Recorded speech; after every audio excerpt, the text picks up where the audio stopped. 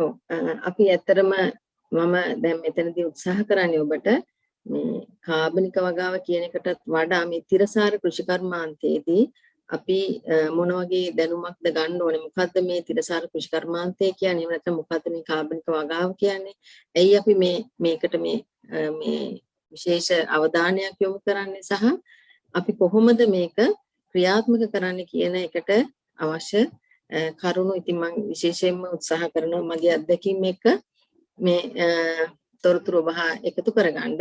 ඉතින් අපි චුට්ටක් බලමු ඇයි අපි මේ කෘත්‍රිම යෙදුම් වලින් තොර ආහාරයට මුල් තැනක් දැන් දීලා කටයුතු කරන්න කියලා. ඇත්තටම දැනට තියෙන මේ අවස්ථාවේ අපේ රට ලොකු ගැටලුවක ඉන්නවා. ඇත්තටම කිව්වොත් එකක් අපිට තියෙන ලෝකයේ තියෙන ඉන්ධන මිල වැඩිවීම සහ ලෝකයේ තියෙන වෙනත් අර්බුද නිසා අපිට පොහොර නොලැබීම ඒත් එක්කම පොහොරවල මිල ගණන් වැඩිවීම සහ ඉන්ධන හිග බව ඒත් එක්කම අපේ රටේ තියෙන විශේෂ වෙනම ඇති වෙලා තියෙන ගැටලුවත් එක්ක අපිට ඒ අර්බුදේ ගොඩාක් ලොකුවට දැනෙනවා ඇත්තටම.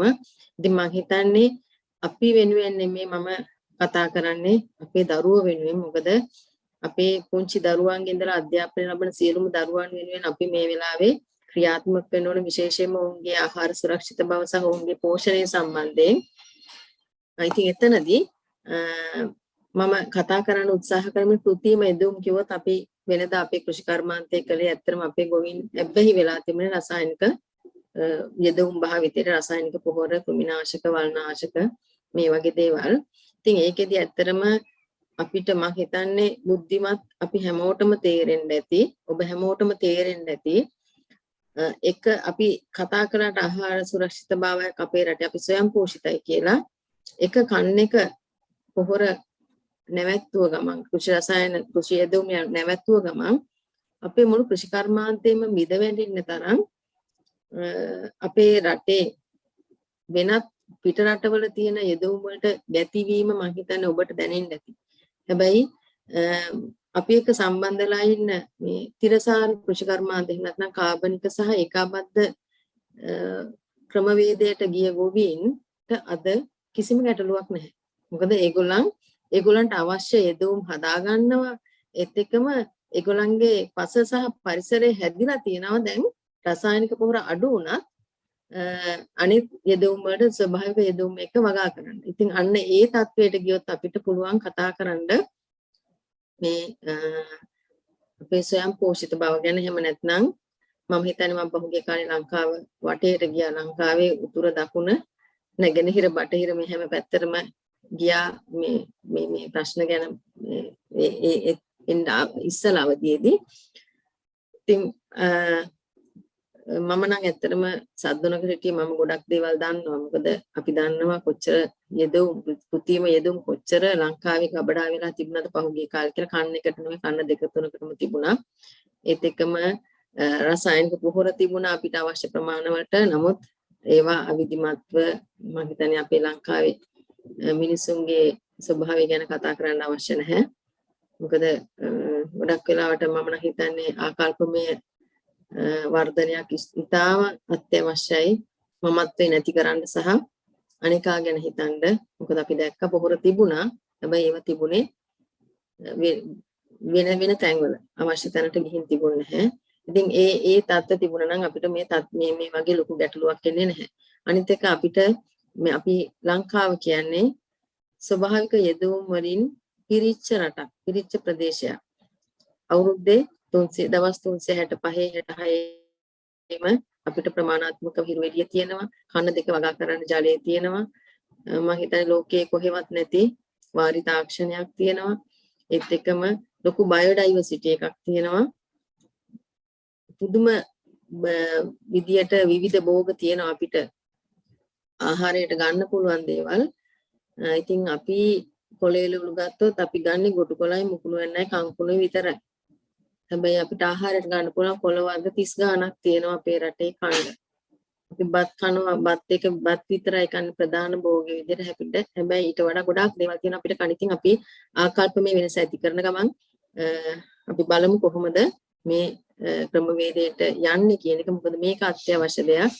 අපිට දැන් කෘතිම යෙදවුම් දාන්න එකක් ලොකු වියදමක් යනවා. අනිත් එක ඒවා සීමා සහිතයි අපිට ලැබෙන ප්‍රමාණය. ඉතින් අපි බලමු අපිට පුළුවන් විදියට අපේ ස්වභාවික අමුද්‍රව්‍ය පාවිච්චි කරලා අපිට අවශ්‍ය යෙදවුම් හදාගෙන කොහොමද කර්මාන්තය කරන්න කියලා. ඉතින් එතනදී මේ ආහාර සුරක්ෂිතතාව ගැන කතා කරනකොට ඇත්තටම මම ගොඩාක් පහුගිය කාලේ කතා කළා මේ අධික යෙදවුම් භාවිතය ගැන. දැන් නම් ඒක නැහැ.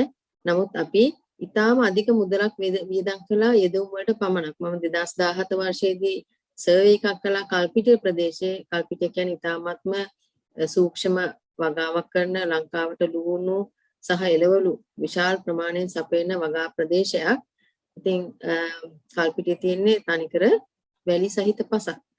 ඉතින් ඒ පසේ වගා කරන සාමාන්‍යයෙන් ගොවියෙක් අකරයකට රුපියල් ලක්ෂ 6ක් විතර යොදනවා යෙදවුම් වලට විතරක්.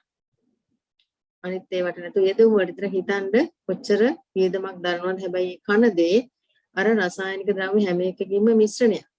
ගෝවා ගෙඩියක් ගත්තොත් පැලේ හිටවන්න ගත්ත දා ඇටෙත් බීජ ප්‍රතිකාරය කරලා තියෙන පැලේ හිටවන්න ගත්ත දා ඉඳලා කෘමිනාශක ඊළඟ වල්නාශක කෘමිනාශක දිලීරනාශක ඊළඟ ගෙඩිය ලොකු වෙන්න growth hormones දානවා lustrous appearance එක දිලිසෙන්න දානවා එක එක chemicals. ඊට පස්සේ ඒකේ මේ අර ටකස් ගාලා කැඩෙන්න ඒකේ කොලේ ඒ තත්ත්වය ඇති වෙන්න දානවා. ඒ වගේ මේ ගොඩාක් මේ යෙදවුම් පාවිච්චි කරලා තමයි අපි අපේ ගොවිය වවන්නේ. ඉතින් ඒකට ඇබ්බැහි වෙලා තියෙන ඒගොල්ලෝ. මොකද ඒගොල්ලන් සම්පූර්ණයෙන් මුදල මත තමයි මේ ආහාරය කියන එක. ඇත්තටම මම නම් සලකන්නේ වෙළඳ භාණ්ඩයක් නොවේ කියලා. මොකද ඒක කෙනෙකුගේ ජීවයක් පවත්ව ගන්න උදව් වෙන දෙයක්. ඉතින් ඒක අපි වෙළඳ භාණ්ඩයක් කිරීම තුළින් අද ඇති වෙලා තියෙන සහල් ප්‍රශ්නේ වුණත් ඒ වගේ දෙයක්. ඉතින් ඒ නිසා අපේ මේ ඊටාම අධික කෘෂි රසායන භාවිතයෙන් හින්දා ඇත්තටම මම දන්න නිසා මම නම් ගොඩාක් වෙලාවට සැලකිලිමත් වෙනවා. මගේ ගෙදර උයනකොට මම පාවිච්චි කරන්නේ මොනවද කියන්නේ. මොකද ඔයගොල්ලෝ දන්නේ ගොඩක් අය දන්නේ මම දන්න හැම ට්‍රේනින් එකකදීම කියනවා ගෙදරට ඕන කරන මිරිස් කරල කොළ ಜಾති ටික වගේ හැම දෙයක්ම ලුණු ටික පුළුවන් නම් හදාගන්න කියලා. ලුණු ගොඩක් හදන්න බෑ. අඩුම තරමේ අපි අමුයෙන් කන ටිකවත් හදාගන්න කියලා. ඒත් එක්කම අධික නයිට්‍රේට් ප්‍රමාණය. මොකද යූරියා තමයි අපි මොකද දැනුත් කෑ ගහන යූරියා ඉල්ලලානේ. අධික යූරියා භාවිතය අපිට ලොකු ගැටලුවක් වුණා. මොකද ඒක නොමිලේ ලබා දුන්න ගොවීන්ට ඒත් එක්කම සුලභව වෙළඳපොලේ තිබුණා සහ අපිට පහසුවෙන් මිලදී ගන්න හැකියාව තිබුණා. ඉතින් ඒ නිසා යූරියා භාවිතයට ගොඩාක් ගොවීන් බැහි වෙලා තිබුණා. මොකද ඒක දාපු ගමන් අපිට ප්‍රතිඵල පේනවා. අපි ගොඩක් වෙලාවට අපේ අය බලන්නේ ඉක්මන් ප්‍රතිඵලනේ දාපු ගමන් දවසෙන් දෙකෙන් කොළ පාටට දළු දාලා හොඳට කොළ දාව හැදෙනකොට අපේ ගොවීන් රැවටෙනවා. ඊට පස්සේ තව ටිකක් දානවා. ඉතින් ඒ වගේ ගොඩාක් අපිට කතා තියෙනවා ගොවි මහත්තුරුන්ගේ ඇත්තටම මේ. ඉතින් ඊට පස්සේ අර කොළ දාව වැඩි වෙනකොට සෛල බිත්ති වල ඝනකම අඩු වෙනවා. ඒකේ සීනි ගතිය වැඩි වෙනවා. ඒත් එක්කම ඉතා පහසුවෙන් හානි වලට ලක් වෙන්න පුළුවන්. එතකොට ඊළඟට කෘමි හානි කෘමීන්ගේ ආකර්ෂණය වැඩි වෙනවා. ඊට පස්සේ කෘමි ආකර්ෂණයත් එක්ක කෘමි හානිත් එක්ක දිලීර බැක්ටීරියා වගේ රෝග ඇති වෙන ද්විතීයික විදිහට. ඉතින් ඊට පස්සේ අපි ඇත්තටම වගා කරනවට වඩා අපි දානවා යෙදවුම් වලට. ඒ කියන්නේ වගාව ගැටලු අවම කරගන්න තමයි අපි මහන්සි වෙන්නේ විවිධ යෙදවුම් දාලා. ඉතින් ඒ නිසා අධික යෙදවුම් භාවිතය ලොකු ගැටලුවක්. ඉතින් විශේෂයෙන්ම නයිට්‍රේට් වැඩිපුර ආහාරයට එනවා කියන්නේ ඒක ගොඩාක් වෙලාවට අපේ රුධිරයට එකතු වෙනවා මේ නයිට්‍රේට්. දැන් WHO එකේ World Health Organization එකෙන් කියන්නේ සාමාන්‍යයෙන් ලීටරයට මිලිග්‍රෑම් 50ක් වතුරේ නයිට්‍රේට් තියෙන්න ඕනේ සුදුසු ප්‍රමාණය කියලා. අවම ඒ කියන්නේ උපරිම ප්‍රමාණය maximum permissible level එක. හැබැයි අපි පරීක්ෂණ කළා සමහර විට මම 2017 කරනකොට ලීටරයට මිලිග්‍රෑම් 390 ගාණක් තිබුණා. ඊට පස්සේ මේ 2015 වගේ වෙනකොට 1000 ගානකට වැඩි වෙලා තිබුණා. ඉතින් හිතන්න ගොඩාක් වෙලාවට බ්ලඩ් කැන්සර්ස් වලට එක හේතුවක්.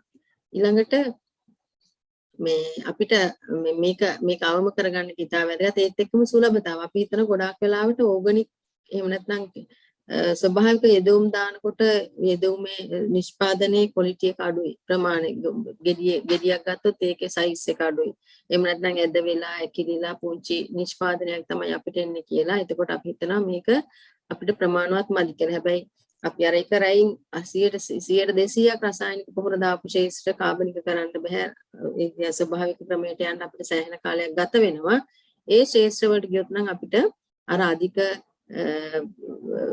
කියන්නේ පරිසරයේ හානි වෙච්ච කියන්නේ එතන පස විතරක් නෙමෙයි අතරම ජලය පස ඊළඟට අවට ඉන්න ජීවීන් ගොඩක් වෙලාවට ඉන්නේ රෙසිස්ටන්ස් මේ කියන්නේ පලිබෝධ තමයි ගොඩක් ඉන්නේ ඉතින් ඒ කියන්නේ අපි මොන හරි කෘමිනාශකයක් දානකොට ඉලක්කගත කෘමියකට එයාට පුළුවන් වෙන රෙසිස්ටන්ස් ඩෙවලොප් කරගන්න. ඒගොල්ලෝ ගොඩක් දියුණුයි. එතකොට ඇත්තටම හානි වෙන්නේ අර ඉලක්ක නොවන අපිට වැදගත් වෙන ජීවීන් තමයි ගොඩක් වෙලාට විනාශ වෙන්නේ. එතකොට අර වගේ අපිට අහිතකර ජීවීන් තමයි මේ පරිසරවල ගොඩක් ඉන්නේ. එතකොට අපිට ගොඩක් කෘමිනාශක අවශ්‍ය වෙනවා. ඒ වගේ අපිට මේ ප්‍රදේශ ඇත්තටම මේ ස්වභාවික තත්ත්වයට පත් කරන්න සෑහෙන සමහරට අවුරුදු 3ක් 5ක් විතර යන්නත් පුළුවන්. ඉතින් නමුත් ඔබ මේ දකින්නේ ඇත්තටම මා කඳුරේ මේ අපි හදපු කැරට් ගෝවා නෝකෝල් ඉතින් මේවා ඕන ප්‍රදේශයක හදා ගන්න පුළුවන් අපිට පෝච්චියක හදා ගන්නත් පුළුවන්. ඉතින් මේ වගේ දේවල් මම දකින්න සලස්සන්නේ ඔයගොල්ලන්ට ඇත්තටම අපිට පුළුවන් කියන එක. එතකොට මේ ආහාර සුරක්ෂිතතාවත් එක්ක අපිට ඇත්තටම මේ ආහාරයේ ගුණාත්මක බව කියන එකත් ඊටාම වැදගත් වෙනවා. මොකද අපි ඉස්සර කතා කළේ හැමතිස්සෙම මොන හරි වවනවා නම් ඒක වර්ගඵලයකට වැඩි නිෂ්පාදනයක්. හැමතිස්සෙම බැලුවේ කොච්චර කිලෝ ගාණක් වැඩිපුර හදා ගන්න පුළුවන්ද? කොච්චර කිලෝ ගාණක් වැඩිපුර පොහොර වැඩිපුර දාපුවාම කොච්චර වැඩි වෙනවද? ඒ වගේ මිසක් අපි කොයි වෙලාවක හිතුවේ නැහැ ඒකේ ක්වොලිටි එක ගැන. ක්වොලිටි ක්වොන්ටිටි කියන දෙක එකට යන්න අමාරුයි. හැබැයි ඒ කියන්නේ එකක් උපරිම වැඩි කරගන්න ගියොත් අනික අපිට මේ සලකන්න බැරුව යනවා. හැබැයි අපි මේ මැක්සිමයිසේෂන් වලට වඩා ඔප්ටිමයිසේෂන් ඒ කියන්නේ ප්‍රශස්ත මට්ටමට අපිට පුළුවන් මට්ටමට මැක්සිමයිස් කරන්න නැතුව ඔප්ටිමයිස් කරන්න පුළුවන් හැමතිස්සෙම අපිට පුළුවන් ගුණය ප්‍රමාණය දෙක බැලන්ස් කරන්න. ඉතින් එන්නේ ඒකට තමයි අපි යන්න ඕනේ. අපි දන්නවා මැක්සිමයිස් කරන්න මම ඉස්සරහට පෙන්නන්නම් ඔයගොල්ලන්ට. එතකොට ඇත්තට මේ ස්වභාවික යෙදුම් දාලා වවන ආහාර හරි රසවත්. ඒක ලොකු වෙනසක් තියෙන ඔයගොල්ලන්ට පෙනෙයි. ඒක කන්න පටන් ගත්තොත් අපිට මේ අර කිමිකල්ස් දාලා ගන්න ඒවා කන්න හිතෙන්නේ නැහැ එකක්. අනිත් එක පෝෂණීය අගය කියන එක වැඩි විශේෂයෙන් විටමින් C වගේ දේවල් වැඩි වෙනවා කියන්නේ අපිට අනිකුත් පෝෂකත් අපේ ශරීරයට උරා ගන්න එකත් වැඩි වෙනවා. ඒත් එක්කම ඇන්ටිඔක්සිඩන්ට්ස් එහෙම නැත්නම් ප්‍රතිඔක්සිකාරක වැඩි ගොඩක් වෙලාවට. එතකොට අපි කතා කරන ඔය විශේෂයෙන් පිළිකා වගේ තත්ත්වවලට පොරොත්තු දීමේ හැකියාව තියෙන විශේෂයෙන් ඔය ගොඩාක් ආයුර්වේද විද්‍යාත්මක පළකිරීම් තියෙන අපේ දේශීය එළවලු පළතුරු වර්ග දේශීය පොළ වර්ග වල හිම ගොඩාක් ගුණාත්මයන් තියෙන ඒවා. ඉතින් මම මේ දේවලුත් ඇත්තටම මේ දවස්වල පොඩ්ඩක් අධ්‍යයනය කරමින් ඉන්නවා. ඊළඟ එක තමයි කෙඳි තිමයි බව. අපි කෙඳි කියන එක 7-5කටවත් ගණන් ගන්න දෙයක් වුණාට මේ ආහාරයේ කෙඳි වලින් අපිට ගොඩක් වැදගත් වෙන අපේ පෝෂණයට එකක් ආහාරය හොඳට ජීර්ණය වෙන්න උදව් වෙනවා. අනිත් එක අපේ ඇඟට ගන්න ආහාරයෙන් ගන්න විෂ වර්ග ගොඩාක් ශරීරයෙන් අයින් කරන්න උදව් වෙන්නේ මේ කෙඳි. ඒත් එක්කම මේ දේවල් ගොඩක් ප්‍රියංගා මම පොඩ්ඩක් ඩිස්ටර්බ් කරන්නම් මේ PowerPoint slides අපිට move වෙනවා පේන්නේ නැහැ. move කරේ නෑ නේද? හරි මම ඊළඟට යනවා මම මේ පළවෙනි කියන්නේ. ඔව්. එතකොට කල්පවැත්මේ හැකියාව වැඩි. හරි. ඊළඟට අපි බලමු. ඉතින් ඕක තමයි ඇත්තටම අපිට මේකේ approach එක තියෙන්නේ. ඇයි අපි කෘත්‍රිම යෙදුම් වලින් තොර ආහාරයකට යන්න අවශ්‍ය කියන එක. හරි. එතකොට දැන් මම කතා කරන ඕගලන්ට අපි මේ වවනකොට කොහොමද සැලකිලිමත් වෙන්න ඕනේ කියන එක. ඉතින් ඇත්තටම අපි භෝගයක් මොන භෝගයක් ලැබුවත් අපි එකකින් බලාපොරොත්තු වෙන්නේ අස්වැන්න. එක්ක කණ්ඩ එහෙම නැත්නම් මොකක් හරි භෝගයෙන් ලැබෙන අස්වැන්න. පොළ වෙන්න පුළුවන්, ගෙඩි වෙන්න පුළුවන්, මල් වෙන්න පුළුවන්. ඉතින් මේ අස්වැන්නේ ක්වොලිටි එක ගැන අපි කතා කළා. එතකොට මේ අස්වැන්නට බලපාන සාධක ගැන ගත්තොත් පැලයක් හැදෙන්න අපි කියනෝනේ ගහක් හැදෙන්න නම් හොඳ මුලක් තියෙන්න ඕනේ කියලා. එතකොට මුලක් හොඳ පසක් තියෙනවා. ඉතින් මේ පස කියන එක අපේ ලංකාවේ ඕන තරම් සුලභයි. මේ පස හැබැයි එක එක ප්‍රදේශවල එක එක විවිධ පස්. ලංකාවේ සීරීස් ගොඩක් තියෙනවා. පස් සීරීස් එක එක ගුණාත්මයන් තියෙන. හැබැයි පස කියන එක අපිට ඕන විදිහට හදා ගන්න පුළුවන්. වෙනස් කර ගන්න පුළුවන්. එකක් අපේ දෙපාර්තමේන්තුවේ තියෙන බොහොම සරල මුදලකට රුපියල් 290ක් වැනි ගානකට soil test එකක් කරගන්න පුළුවන්. පසේ pH අගේ ලවණතාව, phosphorus, potassium, organic matter content එක වගේ දේවල් කොහොමද තියෙන්නේ කියලා. එතකොට පස් ගැන අවබෝධය ගන්නත් පුළුවන්. පස හදා ගන්න පුළුවන්. නමුත් අපිට වැස්ස අවුව කියන එක කන්ට්‍රෝල් කරගන්න අමාරුයි. ඒකට ලොකු වියදමක් දරලා රේන් ෂෙල්ටර්ස් එහෙම නැත්නම් ප්‍රොටෙක්ටඩ් ඇග්‍රිකල්චර් වලට වගේ නම් යන්න පුළුවන්. නමුත් අපි සාමාන්‍යයෙන් කරද්දී අපිට පුළුවන් පහසුම දේ පස හදා ගන්න එක. ඊළඟට අපි තීරණය කරන්න ඕනේ භෝග වර්ගය. මේ අපේ ප්‍රදේශයේ ඉන්න ප්‍රදේශයට වැවෙන භෝග වර්ගය සහ අපේ අවශ්‍යතාව අනුව අපි වෙළඳපොළට යනවද? එහෙම නැත්නම් අපේ ගෙවත්තටද එහෙම නැත්නම් අපේ මොන හරි අවශ්‍යතාව අනුව අපේ ව්‍යාපාරික මට්ටමේ නම් අපිට ඩිමාන්ඩ් එක තියෙන භෝග වර්ගය මොකක්ද? අන්න ඒ වගේ දේවල් අපි ගොඩක් ඇත්තටම මේ පරිසර හිතකාමී කෘෂි කර්මාන්තයේදී අපි හයිබ්‍රිඩ් වර්ග වවලා තියෙනවා. අපි හඳුනාගෙන තියෙන මොනවාද සුදුසු වී වර්ග මොනවද හොඳ මේ අඩු පෝෂණ වලට ගැළපෙන භෝග වර්ග මොනවාද කියලා ඒත් එක්කම විවිධ ගොඩක් ප්‍රභේද තියෙනවා. ඇත්තටම කෘෂි කර්ම දෙපාර්තමේන්තුවෙන් අලුතෙන් හඳුන්වලා දීපු. ඊළඟට අපි දැනගන්න ඕන භෝග පාලන ක්‍රමය. ගොඩක් වෙලාවට අපි දැන් පහුගිය කාලේ පටන් ගත්තේ මොනොක්‍රොපින් කියන එක. ඒ කියන්නේ එකම භෝගයේ විශාල ප්‍රමාණයක් බවන එක. හැබැයි මේ ස්වභාවික ක්‍රමවේදයේදී අපි කියන්නේ මික්ස් ක්‍රොපින් යන්න කියලා. ඒ කියන්නේ භෝග විවිධ භෝග මේ මිශ්‍ර කරලා වවන්න කියලා එකක්. අපේ අවශ්‍යතාව අනුව අපිට ගොඩක් වර්ග හම්බ වෙනවා. ඒත් එක්කම අපිට පුළුවන් පසක් ගත්තොත් එක එක භෝග වලට තියෙන එක එක මේ ගැඹුරට යන මුල් පද්ධතිය. එතකොට පසේ සම්පූර්ණ පෝෂණය අපිට කළමනාකරණය කරගන්න පෝෂණය ලබා දෙන්න කියනවා මේ මැක්සිමම් යුටිලයිසේෂන් කියලා උපරිම මේ ප්‍රයෝජනයට ගන්න අපිට පුළුවන් එක එක රූට් ඩෙප්ස් තියෙන භෝග වර්ග කීපයක් එක ළඟ වවන්න. ඒත් එකම සමහර භෝග තියෙන පෙස්ට් රිපෙල් කරන ඒවා. එතකොට අපිට පුළුවන් දැන් වට්ටක්ක වවනකොට අපිට පුළුවන් බඩේරිඟු වවන්න. මිරිස් වවනකොට බඩේරිඟු වවන්න. එතකොට කෘමිනාශක කෘමීන් එන්නේ නැති වෙන්න බැරි එකක් හදනවා. සමහර ඒවා දැන් කහ වගේ දෙයක් වැවුවොත් ඒකෙන් පෙස්ලා රිපෙල් කරනවා. ඉතින් ඒ වගේ අපිට ඊළඟට රනිල භෝග තියෙන අපේ නයිට්‍රජන් තිර කරලා පසේ පෝෂණය වෙන වැඩි කරනවා. අන්න ඒ වගේ මික්ස් ක්‍රොපින් යනකොට අපිට එක භෝගයක් හානි වුණොත් අනිත් එකෙන් අස්වැන්න හම්බ වෙනවා. ඒ වගේ ගොඩක් ප්‍රයෝජන හම්බ වෙනවා. ඊළඟට අපි අනිවාර්යයෙන්ම දැනගන්න ඕනේ රෝග පලිබෝධ පාලනය. ඉතින් ඒකෙදී අපි වැඩිපුර අවධානය යොමු කරන්න. මොකද අපිට කිමිකල්ස් ගහන්න බෑ. එකක් අපිට බොහොම සරල දේවල් තියෙනවා හදාගන්න අපේ පරිසරයෙන්. නමුත් අර ලොකු ප්‍රශ්නයක් ආවොත් අපිට ඒක විසඳ ගන්න අමාරුයි. ඒකට සැර දේවල් යොදන්න බෑ. නමුත් අපි වැඩිපුර අවධානය යොමුලා උදේට පොඩ්ඩක් ඇවිදලා ශේෂ්ත්‍රයේ මොනවාද අලුත් ක්‍රමීන් ඇවිල්ලා ඉන්නවද රෝග හැදිලා තියෙනවද බලලා අන්න ඒවා කළමනාකරණය කරගත්තොත් අපිට මේක ගැටලු වෙන්නේ නැහැ. ඉතින් අපි බලමු පස කොහොමද කළමනාකරණය කරගන්නේ කියලා. ඔබ ඇත්තරම මේ අපේ ගහක මුල තමයි වැදගත්ම. අපි කියනවා ශාකේ හાર્ට් එක වගේ හදවත වගේ හරියට කියලා. මොකද ශාකයට අවශ්‍ය පෝෂක සියල්ලම ජලයේ සියල්ලම උරාගන්නේ මේ මුල් පද්ධතිය මගින්. එතකොට මුල් පද්ධතිය වැඩෙන්න මුලක් කියන එක ඔබ හැමෝම දන්නවා. පැලයක් අතින් අරගෙන බැලුවොත් ගලවලා මුල ඊටාම සියුම්. මේ තියෙන්නේ මේ වතුරේ හැදිච්ච කංකුම් පැලයක් බලන්න කොච්චර සියුම් මේ විහයක්ද කියලා. මේ මුලෙන් තමයි ඇත්තටම ගහකට ඕන මේ පෝෂණය හම්බෙන්නේ. අනික ඕගොල්ලන්ට පේනවා ගහේ ප්‍රමාණයටම සාපේක්ෂව මුල් පද්ධතියත් වැඩෙනවා. හරි. එතකොට මේ මුල් පද්ධතිය මේ වගේ වැඩෙන්න නම් අපිට සැහැල්ලු පසක් අවශ්‍යයි. අද අපේ පස ගොඩක් තද වෙලා අපි පස ආරක්ෂා කරගත්තේ නැහැ පහුගිය කාලේ. මතු පිට පස කියන එක තමයි ඊටාම වැදගත්. මෙන්න මේ කලාපය OA කියන කලාපය. එතකොට දි รา පත් වෙන කාබනික ද්‍රව්‍ය තියෙන්නේ මෙතන සැහැල්ලු බව සුද්ධ ජීවින් ඉන්නේ මේකේ ගැඩවිල්ලු වගේ සත්තු ඉන්නේ මේකේ. ඉතින් මේ සැහැල්ලු බව තමයි මුල් පද්ධතියකට වර්ධනයට ඉතාම අවශ්‍ය වෙන්නේ. මේ තියෙන්නේ අපේ වගා බිම. අපි මුල් අපේ මතු පිට පස කියන එක නැහැ. අපි ඒක සෝදාගෙන ගිහින් අපි පසට සලකන්නේ නැහැනේ. පස තියෙනවා නිකන්. ඒ නිසා අපි එකේ වැඩ ගත්තා විතරයි. ඇත්තටම කිව්වොත් පස සූරා කෑව විතරයි. අපි පසට සැලකුවේ නැහැ. ඉතින් අපි නැවත මේ පස හදා ගන්න ඕනේ. හොඳම උදාහරණය තමයි ඕගොල්ලන්ගේ ගෙදර ගෙවත්තක් තියෙනවනේ පිටිපස්සේ කුණු වලක් එහෙම නැත්නම් කුණු ගොඩක් තියෙනවනම් බලන්න එතන අපි කුස්සියෙන් විසි කරන අපි කියන පිළිකන්න කියලා. එතන විසි කරන හැම ඇට ජාති බොහෝ ඇට ජාති එතන පැලවෙනවා. මිරිස් පැල දෙකක් තිබුණත් එක පැලයක් ගෙනල්ලා ඔයා පෝච්චි එක හරි ඔයගොල්ලන්ගේ ගෙවත්තේ වවන්න බලන්න වෙනම.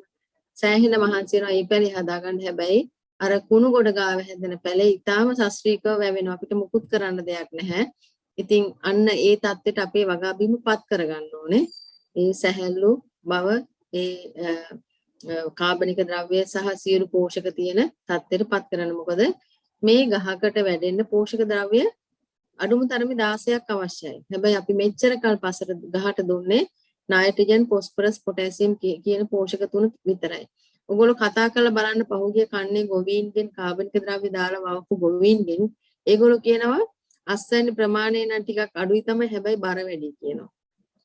ඒ බර වැඩි අර පෝෂක ගහකට අවශ්‍ය මැග්නීසියම්, මැංගනස්, කැල්සියම්, සිංක්, අයර්න්, කොපර් ශාකයට අවශ්‍ය හැම පෝෂකයක්ම අර අස්වැන්නට එනවා. ගහට උරා ගන්න පුළුවන් වෙනවා. එතකොට අපි කන ආහාරයේ ගුණාත්මය වැඩි. මොකද අපි පහුගිය කාලේ කන දැන් සාමාන්‍යයෙන් ඔය කෘතිම යෙදුම් වලට යෙදුම් පමණක් දාලා කන ආහාර වලට කියන්නේ ඩෙඩ් ෆුඩ් කියලා. ඇයි ඒ?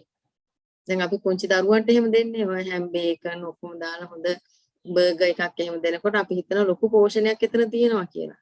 හැබැයි ඒක සාමාන්‍යයෙන් හඳුන්වන්නේ ඩෙඩ් ෆුඩ් කියලා. මොකද ඒකේ අර කියන මිනරල්ස් ඒවා නැහැ.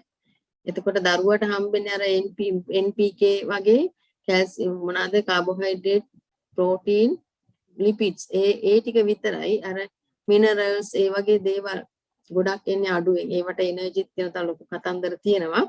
ඉතින් අද ඔගොල්ලෝ සංසන්දනය කරලා බලන්න මම මේ අමතර දෙයක් කියන්නේ තමන්ගේ මව හෝ පියා ඊළඟ පියාගේ මව හෝ පියා මතකනේ ආච්චි සීයා ඒ වගේ අය චුට්ටක් කල්පනා කරලා බලන්න ඒගොල්ලන්ගේ ක්‍රියාකාරීත්වය එයාලගේ දිනචර්යාව බලපුවාම මගේ කිරියම්මා අත්තා ඊටාම ශක්තිමත් බොහොම කාර්යශූරයි. මාව මට වඩා ගොඩක් කාර්යශූරයි ශක්තිමත්. හැබැයි මට වඩා මගේ දරුවෝ දුර්වලයි කියලා දැනෙනවා. ඉතින් ඒකට හේතුවක් තියෙනවා. හැබැයි අපි මව් කුසේ ඉඳලම පුදුම විදියට පෝෂණය දෙනවා. ඉතින් මේකට හේතුවක් තියෙන්න ඕනේ. ඔයගොල්ලෝ චුට්ටක් කල්පනා කරලා බලන්න අපේ ආහාරයේ ඒ ගුණාත්මයන් ඒවට ගොඩක් බලපානවා. හරි. එතකොට මේ පරිසර හිත මම කාබනික් කියන වචනේ මෙතන දාලා තුනට මම ඒක පාවිච්චි කරන්නේ මම කියන්නේ පරිසර හිතකාමී කෘෂිකර්මාන්තය කියලා. ඉතින් එතනදී අපිට යම් ප්‍රමාණයක් ඕන රසායනික පොහොරක් දාන්න පුළුවන්. අපි වැඩිපුර මූලිකත්වයේ දෙනවා මේ අපේ ස්වභාවික යෙදවුම් වලට. එහෙම නැත්නම් කාබනික යෙදවුම් වලට. ඉතින් මේ පස ගැන කතා කළොත් අපි පස අනිවාර්යයෙන්ම පස කියන එක දැනගන්න ඕනේ. පසේ තියෙනවා භෞතික, රසායනික සහ ජීව විද්‍යාත්මක කියන ගුණාත්මයන් තුනක්, ප්‍රධාන ගුණාත්මයන් තුනක්. ඉතින් ඒකෙදි අපි පහුගිය කාලේ හිතුවේ පසේ තියෙන පෝෂණය ගැන විතරයි. ඕකේ හැමතිස්සෙම ටෙස්ට් කළේ නයිට්‍රජන් තියනවාද, ෆොස්ෆරස් තියනවාද, පොටෑසියම් තියනවාද කියලා විතරයි. ඊට එහා වෙන මොකුත් බැලුවේ නැහැ. හැබැයි පස කියන්නේ ලෝකේම අද කතා කරන සොයිල් හෙල්ත් කියලා. පසේ සෞඛ්‍ය ගැන, නිරෝගී පසක් ගැන. අන්න ඒකට තමයි අපි යන්න ඕනේ. නිරෝගී පසක තමයි නිරෝගී ගහක් හැදෙන්නේ. පස නිරෝගී වෙන්න නම් පසේ මේ ගුණාත්මයන් තුනම දිනු කරගන්න ඕනේ අපි. එතකොට පසට පොහොර දැම්මට වැඩක් නැහැ. පසේ පෝෂක පදාර්ථ රඳවා ගැනීම හැකියාවක් තියෙනවා. අපි පහුගිය කාලේ යූරියා ගෙනල්ලා හෙක්ටයාරයකට කිලෝ 200ක් විතර දැම්මා. අපි කිලෝ 100ක් ගැන කතා කළොත් යූරියා වල නයිට්‍රජන් භාවිත කිරීමේ දැන් යූරියා කිලෝ 200 ගානක 200ක තියෙන අපි 146ක් නයිට්‍රජන් තියෙනවා කියලා කිව්වොත් සාමාන්‍යයෙන් හෙක්ටයාරයකට යූරියා කිලෝ 225ක් දැම්ම ඒකේ නයිට්‍රජන් තියෙනවා කිලෝ 100ක් දල වශයෙන් 103ක් විතර. හැබැයි 130යි යූරියා වල කාර්යක්ෂමතාව. එතකොට 130ක් නම් ඒ 30 විතරයි අපේ භෝගයට ගන්න ඉතුරු 70ම අපත යනවා. එක්කෝ ජලයට යනවා, එක්කෝ වාතයෙන් වාෂ්ප වෙලා යනවා, එහෙම නැත්නම් පොළොව යට භූගත ජලයට යනවා. එහෙම නැත්නම් පසේ ඉන්න ජීවීන් යම් ප්‍රමාණයක් එතන රඳව ගන්නවා. එතකොට අපි හිතන්න අපි බිලියන ගාණක් දීලා මේ ගෙනාවට ඒකෙන් 130ක් නම් ගන්න අපි කොච්චර මුදල් නාස්තියක් කරන. ඉතින් අපි අවශ්‍ය ප්‍රමාණය දාලා පසේ රඳවා ගැනීමේ හැකියාව වැඩි කරා නම් ඒක තමයි වැදගත් වෙන්නේ. ඉතින් ඒකට වැදගත් වෙන්නේ ඇත්තටම කාබනික ද්‍රව්‍ය ප්‍රමාණය. පසට කාබනික ද්‍රව්‍ය ප්‍රමාණය දැම්මොත් පසේ කැටිතිමේ ස්වභාවය වැඩි වෙලා අයන හෝමාන ධාරිතාව වැඩි වෙලා අයන රඳවාගෙන අර පෝෂක රඳව ගන්නවා. ඊට පස්සේ නියුට්‍රියන්ට් පූල් එකක් විදියට පස ක්‍රියා කරනවා. අන්නේ නියුට්‍රියන්ට් පූල් එකක් තියෙන පසක් තමයි අපි හදා ගන්න ඕනේ. හරියට අපිට බඩගිනි වෙන වෙලාවට අපිට අවශ්‍ය දේ කන්න තියෙන්න ඕන වගේ. එතකොට අපිට ඕන වෙලාවට අපි කනවා. ඉතින් මේ කාබනික ද්‍රව්‍ය යෙදීම තුළින් අපිට පුළුවන් පසේ එකක් මේ pH එකේ බැලන්ස් කරන්න බෆරින් ඉෆෙක්ට් එකක් තියෙනවා. මේ පසේ දැන් අපි කොම්පෝස්ට් එහෙම දාපුවාම pH වැඩි නම් අඩු කරනවා, අඩුයි නම් වැඩි කරනවා. ඒ වගේ ගොඩක් ඒකේ හැකියාවල් තියෙනවා. ඊළඟට පසේ භෞතික ගතිගුණ කියන මේ තෙතමනේ වාතනේ මේ හැම එකටම ඇත්තටම බලපානවා මේ කාබනික ද්‍රව්‍ය. ස්පොන්ජ් එකක් වගේ කාබනික ද්‍රව්‍ය තියෙන පස තෙතමනේ උරාගෙන තියාගන්න. ඊළඟට පස තුල කැටිතමේ ස්වභාවය නිසා සහ මේ ගැඩවිල්ල වගේ සත්තු ඉදීම තුළින් පසේ වාතනය දියුණු වෙනවා. මුල් වලට හුස්ම ගන්න පුළුවන් වෙනවා. ඊළඟට පසේ ව්‍යුහය අර ස්ට්‍රක්චර් එක හැදෙනවා. ඊළඟට පසේ පැහැ දියුණු වෙනක අපි සාමාන්‍යයෙන් හිතන්නේ සරු කියන්නේ කළු පසක් සරුයි කියලා. මේ වගේ පසේ ඩාර්ක් මේ තද පැහැ එනවා. පසේ ගැඹුර වැඩි වෙනවා. පසේ ඩෙප්ත් එක අර මුල් පද්ධතියට දුවන්න පුළුවන්. පසේ ගැඹුර වැඩි කරගන්න පුළුවන්. ඒත් එකම ඊටාම වැදගත් දේ තමයි මේ ජෛව විද්‍යාත්මක ගුණය මේ සොයිල් හෙල්ත් ගැන කතා කරද්දී පසේ අඩංගු ශුද්ධ ජීවීන් කවුද සහ ප්‍රමාණය. ඉතින් ඔයගොල්ලන්ට පේනවා ඇති මේ කාටුන් එකෙනුත් කියනවා අපි නිදාගෙන හිටියත් පසේ ඉන්න කට්ටිය වැඩ. ඉතින් අපිට ඇහැට නොපෙනුනාට ජීවීන් මිලියන ගාණක් පස තුල මිලියන බිලියන ගාණක් පස තුල ඉඳගෙන මේ ශුද්ධ ජීවීන්ට පුළුවන් නයිට්‍රජන් තිර කරන්න. පසේ නයිට්‍රජන් ඌන නම් අඩු ප්‍රමාණයක් තියෙනවා. එයා වායුගෝලීය නයිට්‍රජන් තිර කළ පසට දෙනවා. හැබැයි ඒගොල්ලන්ට අවශ්‍ය කණ්ඩ බොණ්ඩ දේවල් පරිසරයේ තියෙන්න ඕනේ. පස ඒගොල්ලන්ට සුදුසු තත්ත්වයේ තියෙන්න ඕනේ. එතකොට නයිට්‍රජන් කියන්නේ වාතයේ 78%ක් අපිට සුලභව තියෙන වාතය. හැබැයි අපි වැඩිපුරම මේ පසට ගෙනලා දාන්නේ යූරියා ගැන තමයි අපි කෑ ගහන්නේ බොරි වෙන්නේ. එතකොට සමහර ශුද්ධ ජීවීන් පුළුවන් පස්සේ අනිවාර්යෙන් ફોස්ෆරස් තියෙනවා. ඒක හැබැයි ගස් වලට ගන්න පුළුවන් තත්ත්වයේ P2O5 විදියට නෙමෙයි තියෙන්නේ. හැබැයි ශුද්ධ ජීවීන් පුළුවන් ඒක දි รา පත් කරවලා පසට ફોස්ෆරස් ගන්න පුළුවන් විදියට පත් කරනවා. ඊළඟට පොටෑසියම් සචල කරනවා. ඊට පස්සේ අනිකුත් මේ පෝෂක වර්ග පසට නිදහස් කරනවා. ඊළඟට කාබනික ද්‍රව්‍ය දි รา පත් කරනවා. විෂ ද්‍රව්‍ය අවම කරනවා.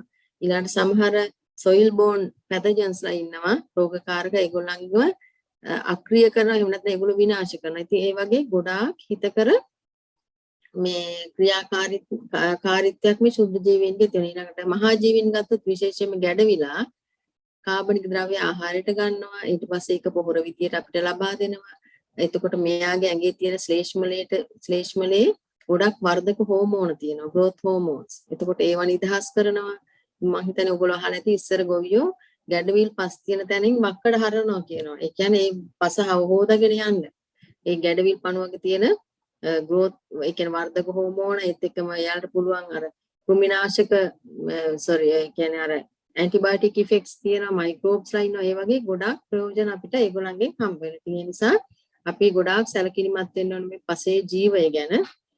ඊළඟට ඔයගොල්ලෝ දකින්න ඇති මේ පසේ කාබනික ද්‍රව්‍ය තියෙනකොට කොච්චර ලස්සන කර මුලක් හැදිලා තියෙනවද කියලා. සහ ඔබට පේනවා ඇති අපි පස ආරක්ෂා කරලා තියෙන විදිය. හරි?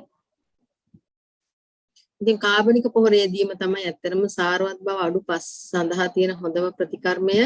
එතකොට අපි කියන අර රසායනික භෞතික සහ ජීවී කියන ගුණාත්මයන් තුනම දියුණු කරගත්තොත් තමයි අපි කියන්නේ පස පූර්ණ සාරවත් බවට පත් වෙලා කියන. ඉතින් ඒකට තමයි අපි යන්න ඕනේ. එතනින් අපිට සාර්ථක භෝග වර්ධනයක් සහ හොඳ අස්වැන්නක් ගන්න පුළුවන්. ඉතින් ඒක තමයි අපි මේ තිරසාර කෘෂිකර්ම පද්ධතිය ගොඩනගා ගැනීමේ අවස්ථාව. මොකද්ද මේ තිරසාරත්වය කියන්නේ? ඒ කියන්නේ දැන් අද නම් අපි කරන්නේ පහුගිය කාලේ අපි කළේ දැන් අද නෙමෙයි අතන පහුගිය කාලේ කළේ තියෙන දේ හොඳට කාලා පීලා තියෙන සම්පත් ඔක්කොම පාවිච්චි කරලා අපි ජීවත් වෙච්ච එක විතරයි. අපි අනාගතය ගැන හිතුවේ නැහැ. නමුත් අපිට ඒක තමයි අවශ්‍ය වෙන්නේ. ඉතින් මේ ඇත්තටම මේ මගේ පරිශන ශාස්ත්‍රයක දීර්ඝ කාලිනව කරපු එකක අවසාන මේ පැල ටිකක් මම ඔයගලන්ට පෙන්නන්නේ. ඉතින් ඒ කන්නේ අපේ සාමාන්‍යයෙන් හෙක්ටයාරයකට පිදුරු සාමාන්‍යයෙන් එකතු වෙනවා ටොන් 5ක් විතර. එතකොට මේ ටොන් 5න් එනවා නයිට්‍රජන් සාමාන්‍යයෙන් කිලෝ 20ක් 30ක් වගේ එනවා. ඊට පස්සේ අපි කොම්පෝස්ට් දැම්ම හෙක්ටයාරයකට ටොන් 2කමාරක් අපිට ඒක ක්‍රමයෙන් අඩු කරන්න පුළුවන්. ඊළාට ගුණාත්මය වැඩි කරපු ජීවංගුරු දැම්ම හෙක්ටයාරයකට ටොන් 0.5ක් ඒ කියන්නේ කිලෝ 500ක් සහ දියර පොහොර අපි හදාගත්තු සති දෙකකට 3 වරක් ඔය අවශ්‍ය නම් 4 වරක් දාන්න පුළුවන්. ඉතින් මේකෙදී අපි වල් මර්ධනය සහ ගොඩක් සාර්ථක වෙන්න මේ පැරෂුට් තාක්ෂණය තමයි ගොඩාක්ම සාර්ථක වෙන්නේ. ඒත් එක්කම අපි ජෛව පොහොර භාවිතා කළා මේ පස දියුණු කරන්න. ඉතින් ඒකෙදී ඔයගොල්ලන්ට පේනවා ඇති සාමාන්‍ය මේ කන්වෙන්ෂනල් මේ කිමිකල් ෆර්ටිලයිසර් දාලා මේ හදපු එකම දවසේ පැල මේ තියෙන්නේ. ඒ කුඹුරේ වී ගහක් තමයි මේ තියෙන්නේ. ඊළඟට මේ පැරෂුට් ක්‍රමයට මේ ඕගනික් ෆීල්ඩ් එකේ පැරෂුට් ක්‍රමයට හදපු පඳුරක් සහ පැල හිටවීම මගින් ගත්තු පඳුරක් මේ IPNS ක්‍රමයට එහෙම නැත්නම් අපි කියන කාබනික රසායනික දෙවර්ගයේම දාන ක්‍රමයට පැරෂුට් තාක්ෂණයෙන් ගත්තු පැලයක් සහ ට්‍රාන්ස්ප්ලාන්ට් ඒ කියන්නේ හිටවීමෙන් ගත්තු පැලයක්. ඉතින් මේ තාක්ෂණ අපිට පාවිච්චි කරන්න පුළුවන් නම් ඇත්තටම අපිට ගොඩක් සාර්ථක වෙන්න පුළුවන්. එතකොට විධිමත් කෘෂි රසායන ද්‍රව්‍ය හා ඒ කියන්නේ අපි අවිධිමත් විදියට මේ යෙදුම් භාවිතයට ඇබ්බැහි වීම තුලින් තමයි ඇත්තටම අපි මේ දේශීය භාවිතය අවම වුනේ.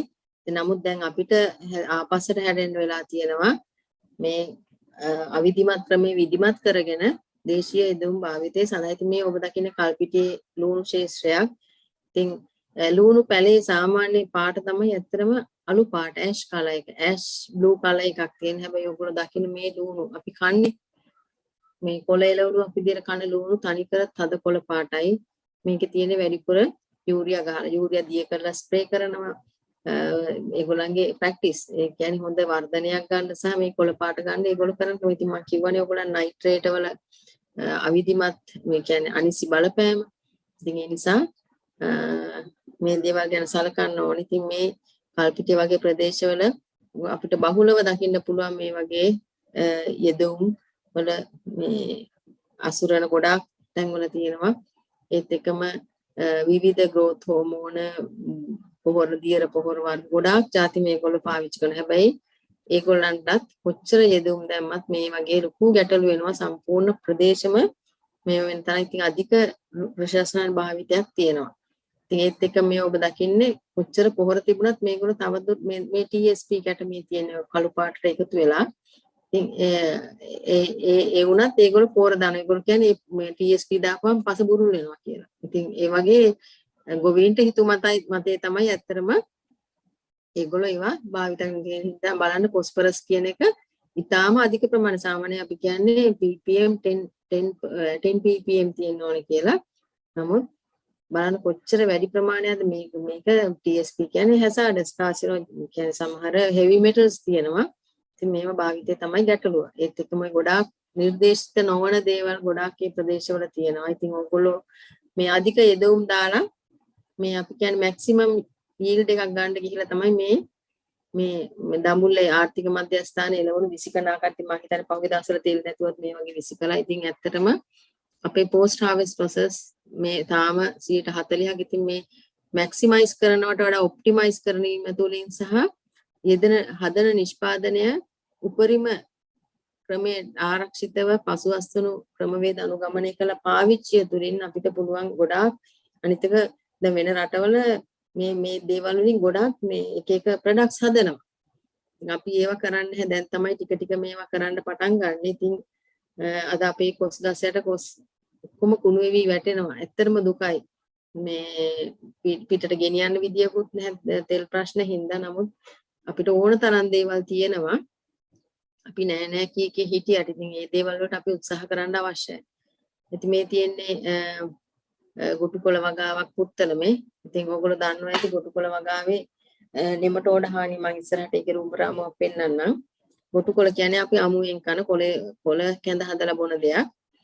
නමුත් මේ වගාවට එන නෙමටෝඩ වටපණු හානිය මොනවාද මේ වළක්වන්න මේ ගොවීන් කරන්නේ අධික විෂ කෘෂි රසායන පාවිච්චි කරනවා නෙමටෝඩාව. එහෙම නැත්නම් වටපණුව විනාශ කරන්න කොළදාව හැදෙන්න ඒගොල්ලෝ යූරියා ස්ප්‍රේ කරනවා. ඉතින් බලන්න කොච්චර සෞඛ්‍යයට අහිතකරද පරිසරයට අහිතකරද කියලා ඒ ප්‍රැක්ටිසස්. ඉතින් අපි මේවට බොහොම පරිසර හිතකාමී තාම සාර්ථක ක්‍රමවේද හඳුන්වලා දුන්න පහුගිය කාලේ. ඉතින් ඒවා දිගටම කෙරුණ නැත්තේ ඇත්තටම වෙනදපලේ අධික විදියට අර යෙදුම් තිබුණ නිසා. ඉතින් මම හිතන්නේ ඉදිරියේදී අපිට ඒ තාක්ෂණ ගොවින් වලට ගොවින්ව අබ්බැහි කරන්න පුළුවන් වෙයි.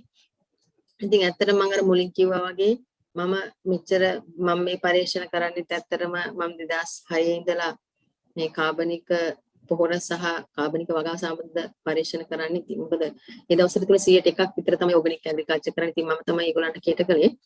දැන් මේ වෙන විට 10%ක් වගේ 8ක් 10ක් අතර ප්‍රමාණයට 100% ඕගනික් සර්ටිෆයිඩ් ඕගනික් බ්ලෑන්ඩ්ස් වැඩි වෙලා තියෙනවා.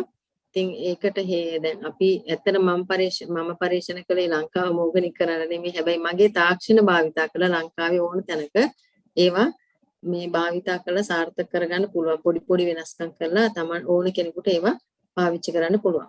ඉතින් මේ ඇත්තටම අපි උත්සාහ කරන්නේ අපි භාවිතා කළාට අපේ දරුවෝ මුකුත් නොදන්න දරුවෝ තමයි මේවේ ප්‍රතිඵල භුක්ති විඳින්නේ. අද බණ්ඩාරවල පැත්තේ ගියොත් ඕගොල්ලන්ට අහන්න පුළුවන් වෙයි. ගෙවල් 10කින් එක්කෙනෙක් අංග විකලයි. එහෙම නැත්නම් ඒගොල්ලන්ට ඔය ඩවුන්ස් වගේ එක එක මන්ද බුද්ධික ඒ තත්ත්ව තියෙනවා. ඊළඟ කල්පිටිය වගේ ප්‍රදේශවල ගොඩාක් මේ නයිට්‍රේට් භාවිතයෙන් හින්දා මලදරුපත් තියෙනවා කියලා වෛද්‍යවරු කියනවා.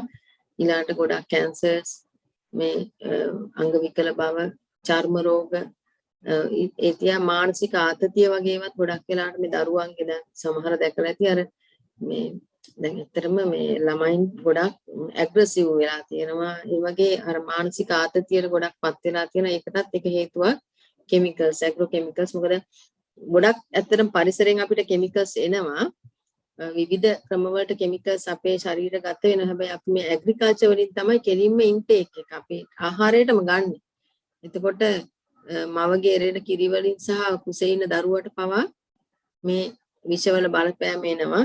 ඉතින් ඒක නිසා තමයි අපි මේ ගොඩාක්ම මේක මේ පහුගිය කාලේ කිව්වේ ඇත්තටම මේ දරුවෝ ගැන හිතලා මේ කෘෂි රසායන භාවිතය අවම කරන්න ඕනේ කියලා අඩු කරලා මේ වවන්න කියන එක. ඉතින් දරුවා කියන්නේ ඇත්තටම මේ ගොඩක් අය හිතන්නේ වැඩි හිටියන්ගෙම පොඩි මේ ඩමි පොඩි අනුරුවක් කියලා. එහෙම නෑ. ඒගොල්ලන් ගොඩාක් මානසිකව ශාරීරිකව වර්ධනය වෙනවා වේගෙන්. ඒගොල්ලන්ගේ පරිවෘත්තීය ක්‍රියාශීලතාවය වැඩි, පෝෂණය උරා ගැනීම ශීඝ්‍රතාවය වැඩි, ඒ වගේම තමයි විෂ උරා ගැනීම ශීඝ්‍රතාවත් වැඩි. ඉතින් මේ ස්වීඩන් ප්‍රොෆෙසර් කෙනෙක් මේ පරීක්ෂණයක් කරලා තියෙනවා. දරුවෝ ඉන්න ගෙවල් කීපකින් දරුවන්ගේ මුත්‍රා සාම්පල් ටෙස්ට් කරලා මේ තියෙන මුත්‍රා සාම්පල් වල තියෙන රෙසිඩුවල්ස් පේනවා ඇති ඕගොල්ලන්ට මේ බාර් chart එකෙන් පරීක්ෂණ පෙර. ඊට පස්සේ ඒ ගෙවල් වල තිබුණු සියලුම ආහාර ද්‍රව්‍ය අයින් කළා ඒගොල්ලන්ට දීලා තියෙන ස්වභාවික ආහාර. සම්පූර්ණම ස්වභාවික ආහාර ඕගනික් දේවල් දීලා සති දෙකක් ඊට පස්සේ යූරින් ටෙස්ට් කරපුවාම මේ කුංචිම ළමයින්ගේ සම්පූර්ණයෙන් විෂ අයින් වෙලා දෙනවා. ඉතින් ඒ වගේ අපිට දැන් අපේ වගේ නම් විෂ අයින් කරන්න බෑ. නමුත් දරුවන්ගේ ශරීරයෙන් විෂ අයින් වෙනවා කියන්නේ ඒගොල්ලන්ව ගොඩාක් ලෙඩ වලින් අපිට බේර ගන්න පුළුවන්. ඉතින් ඒක ගොඩාක් වටින තොරතුරක් අපිට. ඉතින් ඒ මාර්ගයේ ගියොත් අපේ දරුවන්ව අපිට බේර ගන්න පුළුවන්. මොකද පවුලේ දරුවෙකුට මේ වගේ අසනීප තත්ත්වයක් ආවා කියන්නේ ඇත්තටම මේ පවුලේ ඊට පස්සේ අනාගතයක් නැහැ. ඉතින් ඒ නිසා අපි මේ සෞඛ්‍ය සහ ආහාර සුරක්ෂිතතාව ගැන විශේෂයෙන් හිතන්න අවශ්‍යයි. ඒත් එක්කම තිරසාරත්වය මේ පස ජලයේ පරිසරය කියන එක ගැන අපි හිතන්න අවශ්‍යයි. ඒත් එක්කම ජෛව විවිධත්වය සහ දැන් තියෙන ක්‍රයිසිස් එක අපිට පොහොර නැහැ. වෙනත් කෘෂි රසායන ඊටාම මිලාදිකයි. ඉතින් ඒවා ගැන හිතලා අපිට පුළුවන් අපි මේ ස්වභාවික කෘෂි කර්මාන්තයට යම් අප්‍රෝච් එකකට යන්න යම් මට්ටමකට ළඟා වෙන්න. ඉතින් ඒකෙදි අපිට පුළුවන් මුලින් රසායනික ද්‍රව්‍ය 100ට අපි 100ක් දාපු ගෙනාන්න පුළුවන් 75ක් දාන්න. ඊට පස්සේ ඊළඟ කන්නේ වෙනකොට 50ක් දාන්න පුළුවන්. ඊට පස්සේ වෙනකොට පස හැදිලා අපිට කෙලින්ම අර ස්වභාවික දෝම වලින්ම යන්න පුළුවන් තත්ත්වය හැදෙනවා. ඉතින් ඒක මම අත්දැකීමෙන්ම දන්නවා. ඉතින් මේ ඇත්තටම දැන් මේ කාබනික කෘෂි කර්මාන්තය කියන එක අපිට පුළුවන් ලොකුවටම ඇත්තටම දැන් රටට විදේශ විනිමය අවශ්‍යතාවක් තියෙන ලොකුවටම. ඉතින් මේකෙදි ලෝකයේ විශේෂයෙන්ම වෙන යුරෝපීය රටවල මම ඇත්තටම අත්දැකලා තියෙනවා. මම හිතනවා ඔයගොල්ලෝ ගොඩක් අය දැකලා ඇති. ලොකු මේ පිළිගැනීමක් සහ අවශ්‍යතාවක් තියෙන මේ ඕගනික් ෆුඩ්ස් වලට. ෆුඩ්ස් විතර නෙමෙයි ඕගනික් ප්‍රොඩක්ට්ස් වලට. මම හිතන්නේ දැන් ඔයගොල්ලෝ දන්නවා ඇති ලංකාවෙන් ඕගනික් මෙට්‍රස් යනවා, ඕගනික් පොට්ට, ඕගනික් පුළුන්, ඊළඟ ටොයිස් හදන්න ඕගනික් රබර් ඒවා ලංකාවෙන් යනවා. ඒත් එකම කොවිඩ් තත්ත්වයට එක්ක ආහාර වලට වැඩිපුරම මේ ඩිමාන්ඩ් එක ආවේ ඕගනික් ප්‍රොඩක්ට්ස් වලට මොකද ලෝකයේම පිළිගැනීමක් ආව මේ ප්‍රතිශක්තියට මේ කාබනික ආහාර ගොඩක් උදව් වෙනවා කියලා ලෙඩ රෝග වලට ඔරොත්තු දෙන්න. ඉතින් ඒකට මේක ඇත්තටම ආර්ථිකමය වටිනාකමක් තියෙන ක්‍රමවේදයක්. අද ලංකාවේ මම ඉස්සරහට පෙන්නනවා ඕගොල්ලන්ට මහා පරිමාණ වගාවල් තියෙන 100% ඕගනික්. ඉතින් අපිට පුළුවන් නම් සර්ටිෆිකේෂන් ඕගනික් කිව්ව සර්ටිෆිකේෂන් වලට යනවා. ඒකයි මම ඕගනික් කියන වචනේ පාවිච්චි කරන්නේ නැත්තේ. කාබනික නිෂ්පාදනයක් කිව්වොත් අනිවාර්යයෙන්ම සහතිකරණයක් තියෙනවා. නැත්නම් අපිට ඒකට කිසිම ලීගල් මේ අයිතියක් නැහැ. ඒ වචනේ පාවිච්චි කරන ඉතින් හොඳම දේ තමයි අපිට පරිසර හිතකාමී ක්‍රමවේදය කියන එක. එතකොට අපිට ගොඩක් නිදහස් අපේ යෙදවුම් පාවිච්චි කරන්න. ඉතින් මේකෙදි ඇත්තරම අපේ තියෙන සම්පත් නිසි පරිදි පාවිච්චි කරලා අස්වැන්නෙහි ප්‍රමාණය හා ගුණාත්මය ඉහළ මට්ටමක තියාගෙන කරන දිගුකාලින භෝග වගාවක්. ඒක කියන්නේ International Federation of Organic Agriculture Movement. ඒ කියන්නේ ලෝකයේම organic agriculture කියන concept එකට අදාළ සියලුම කටයුතු සිදු කරන්නේ සහතිකරණේ ඒවට අවශ්‍ය legal documents ඔක්කොම බලන්නේ මේ IFOM ආයතනය ජර්මන් වල තියෙන බෙන් ජර්මන් වල. ඉතින් මම හිතන්නේ මමත් ලංකාවේ එකම මාස්ටර් විදියට ඉන්නේ මේ organic agriculture සම්බන්ධව. ඉතින් මේ ක්‍රමය ඇත්තටම මේ ඊටාම සාර්ථකයි අපිට ව්‍යාපාර මට්ටමකට යන්න. අද මේ වන විට වර්මි කම්පෝස්ට් වලට කොම්පෝස්ට් වලට පිටරට ලොකු ඩිමාන්ඩ් එකක් තියෙනවා. ඉතින් අපිට පුළුවන් අපිට ඩොලර් ගෙන්නන්න නම් ඒ වගේ දේවල් වලට යන්න ඉස්සරහට. ඒත් එක මේකෙදි අපි බලන ආධ්‍යාත්මික ගුණාත්මය. ඉතින් මේක ප්‍රැක්ටිස් කරනකොට ඇත්තටම මේක අපිට නිකම්ම හම්බ වෙනවා. ඉතින් ඒක අත්දැකීම ලබන මම කොච්චර කිව්වත් ඔයගොල්ලන් සමහර කෙනෙකුට විහිළුවක් වෙන්නත් පුළුවන්, සමහර කෙනෙකුට දැනෙන්නේ නැති වෙන පුළුවන්. නමුත් ඒක අපේ ගොඩාක් ආධ්‍යාත්මික දියුණුවක් අපිට ඇති වෙනවා. ඒත් එකම මේකෙදි අර ස්වභාවික පරිසරයේ ක්‍රියාවන් අපි දන්නවා ජල චක්‍රය, නයිට්‍රජන් චක්‍රය, කාබන් චක්‍රය ගොඩක් චක්‍ර තියෙනවානේ. මේ ස්වභාවික පරිසරය තියෙන ක්‍රියාවලියන් උත්තේජනය කරමින් කරන වගා ක්‍රමවේදයක්. හරි. ඉතින් ලෝකයේ ඇත්තටම ගොඩාක් රටවල මේ වන විට මම හිතන්නේ ඕස්ට්‍රේලියාව වගේ ඕස්ට්‍රේලියාවේ ගොඩක් ඕගනික් යනවා. දැන් චීනෙත් ගොඩක් ගිහිල්ලා තියෙනවා. එතකොට අර එකක් නම් පහුගිය කාලේ ඇත්තටම ෆැෂන් එකක් වගේ ගොඩක් රටවල මමත් දැක්ක ප්‍රාන්ත විදියට මම ගිහිල්ලා තියෙන ඇත්තටම දැන් මේ කොරියාවේ තියෙනවා ඒ වගේ ප්‍රාන්තයක් සම්පූර්ණ මුළු ඒරියා එකම දැන් අපේ නම් පළාතක් වගේ 100% ඕගනික්. ඒගොල්ලෝ සම්පූර්ණයෙන්ම ඒ ක්‍රමවේදය ඕගනික් සියලුම කඩවල තියෙන ඕගනික් ප්‍රොඩක්ට්ස්. ඉතින් අර තාක්ෂණයත් එක්ක කාර්මීකරණයත් එක්ක හෙම්බත් වෙච්ච ගොවීන් ප්‍රදේශ වුණත් අර මොස්තරයක් විදියටත් මේ පරිසර හිතකාමී ක්‍රම වලට ගිහිල්ලා තියුණා. මේක නම් කොස්ටරිකාවේ උදාහරණයක්. ඒ වගේ ඉන්දියාවේ කේරළේ ගොඩක් ඕගනික් පැත්තට බර වෙලා තියෙනවා. ඒ වගේ ගොඩක් දේවල් තියෙනවා ඇත්තටම. ඉතින් මේ ඔබට පෙන්නන්නේ මගේ අත්දැකීම මගේ කුඹුරේ මම එක සැරයක් කරපු දෙයක්. මෙතනදී තනික මේ ඔක්කොම එකම දවසේ වපුරපු බීජ වලින් හැදිච්ච පැල මේ කිමිකල් ෆර්ටිලයිසර් දාලා හදපු කොටස එකම කුඹුරේ මම මොනවාද අර කුඹුරු කෑලි තියෙනවානේ ලියදි ඒ ලියදි එක ලියත් එක 100% කිමිකල් දාලා තිබුණා. එතකොට ඒකේ පැල මේ දැන්ට මේකට මම කාබනික පොහොර දාලා ඒ කියන්නේ කුකුල් පොහොර තමයි දැම්මේ. ඊළඟට මේ මම ගත්ත අල්ලපු කුඹුරේ පැල දෙකකුත් ගත්තා. මොකද ඒගොල්ලෝ 100% කිමිකල් දාන්නේ පොඩි මොකද්ද කියලා බලන්න තත්ත්වය. ඉතින් වෙනසක් දකින්න මම හිතන්නේ ඕගොල්ලෝ.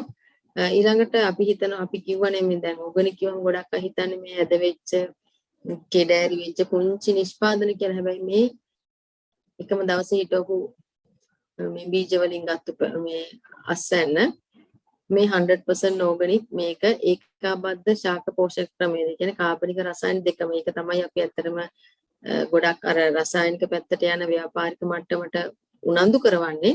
නමුත් ඒගොල්ලෝ කරන්නේ නැහැ ඒක. ඒගොල්ලෝ කරන්නේ රසායනික දේවල් දාන එකම විතරයි.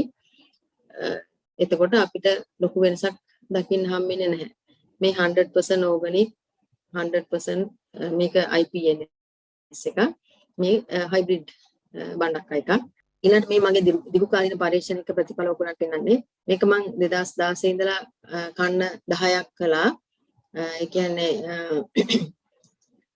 භෝග වර්ග 4ක් එක්ක crop rotation එක. ඒ කියන්නේ එකම මේ ශේෂ්ත්‍රයේ එකම ශේෂ්ත්‍රයේ කොටස් වලට බෙදලා මේ තියෙන්නේ. හැමදාම එකම විදියට තමයි ප්‍රතිකාර කළේ අදාළ ශේෂ්ත්‍රය. එතකොට රාබු, බුෂිටා, බටු, වම්බටු, බණ්ඩක කියන භෝග 4 මං කන්න මාරු කර කර හැදුවා මේ පිළිවෙලට. එතකොට පළවෙනි කන්නේ රසායනික පොහොර දාලා ඒකේ කොටු තුනේ ප්‍රතිකාර තමයි එකක් 100% අපේ පාම දාන විදියට රසායනික පොහොර දැම්මා. ඊළාට මේ IPNS ක්‍රමය එහෙම නැත්නම් ඒකාබද්ධ ක්‍රමය කාබනික රසායනික පොහොර දෙවර්ගෙම දාලා මේ 100% ඕගනික් යෙදවුම් දාලා.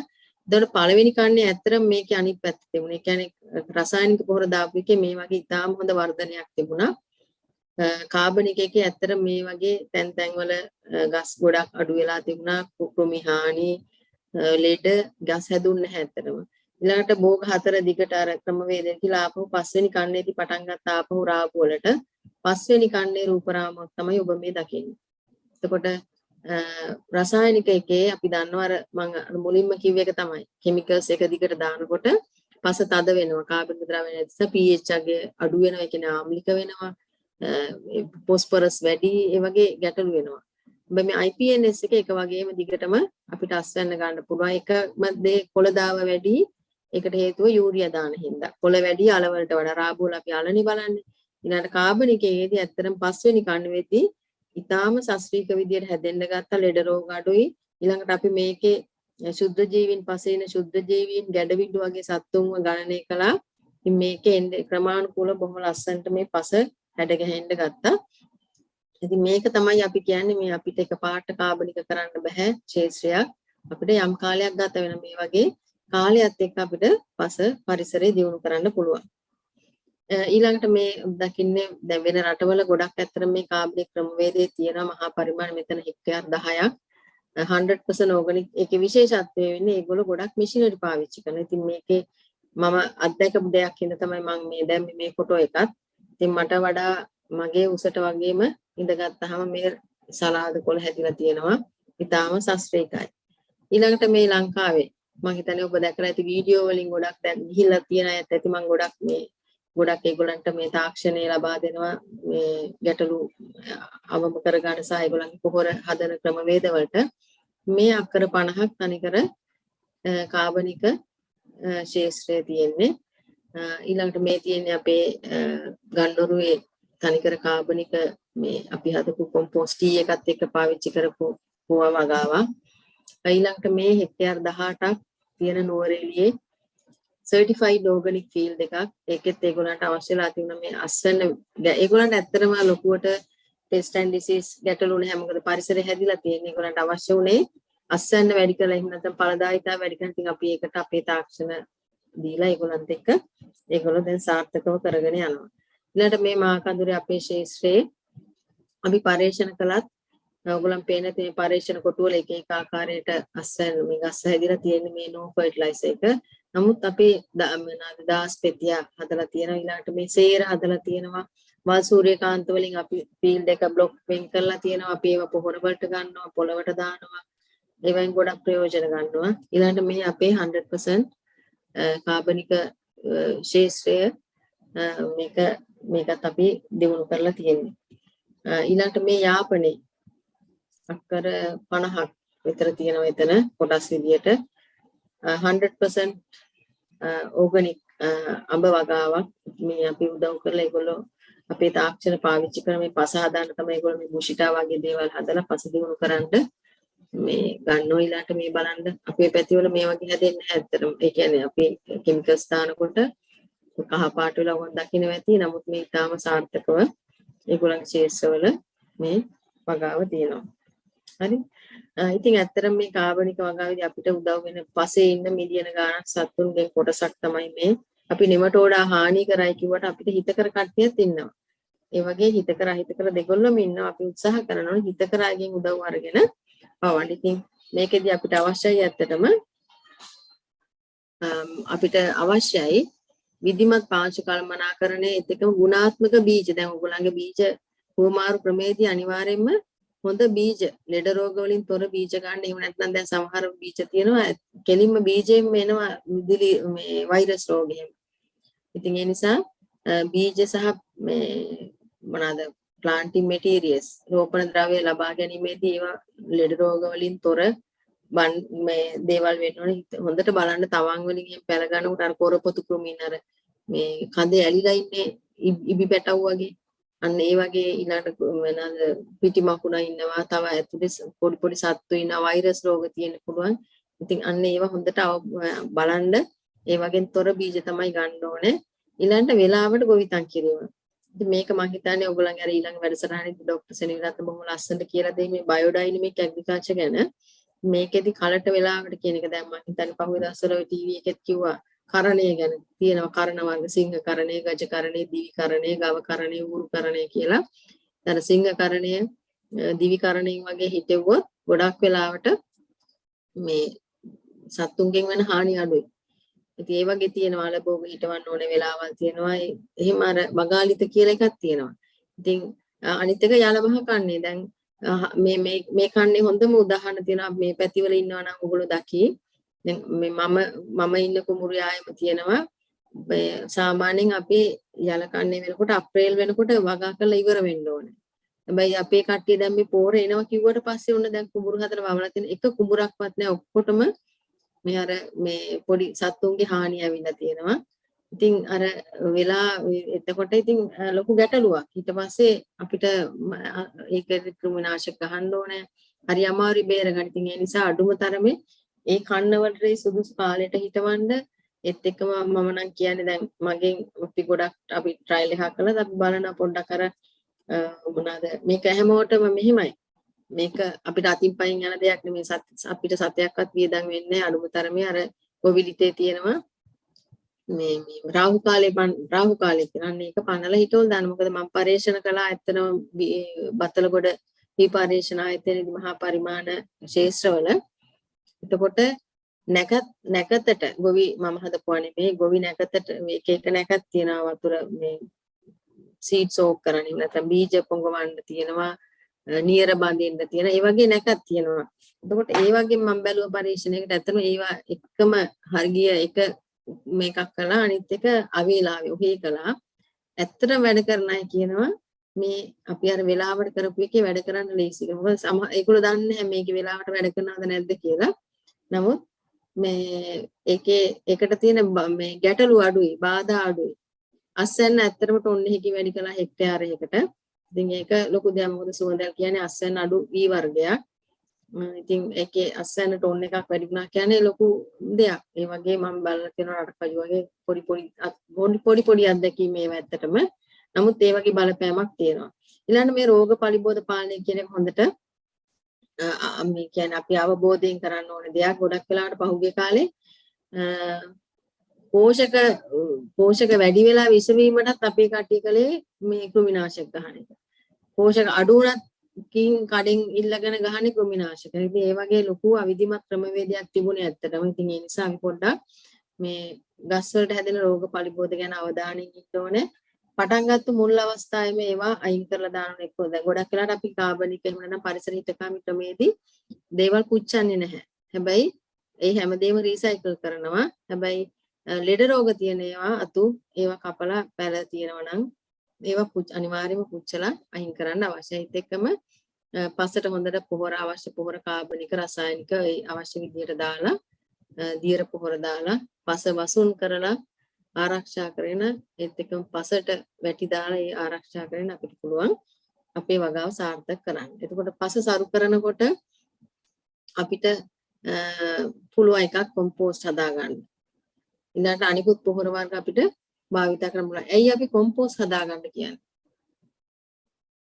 සාමාන්‍යයෙන් ඔයගොල්ලෝ දැකලා ඇති ගොම කුකුල් පොහොර වගේ දාපුවාම ගොඩාක් වෙලාවට විවිධ වල් බීජ වර්ග හැදෙනවා. ඊළඟට ඔය ගොම වලින් ගොඩක් වෙලාවට නෙමටෝඩා ප්‍රශ්න එනවා.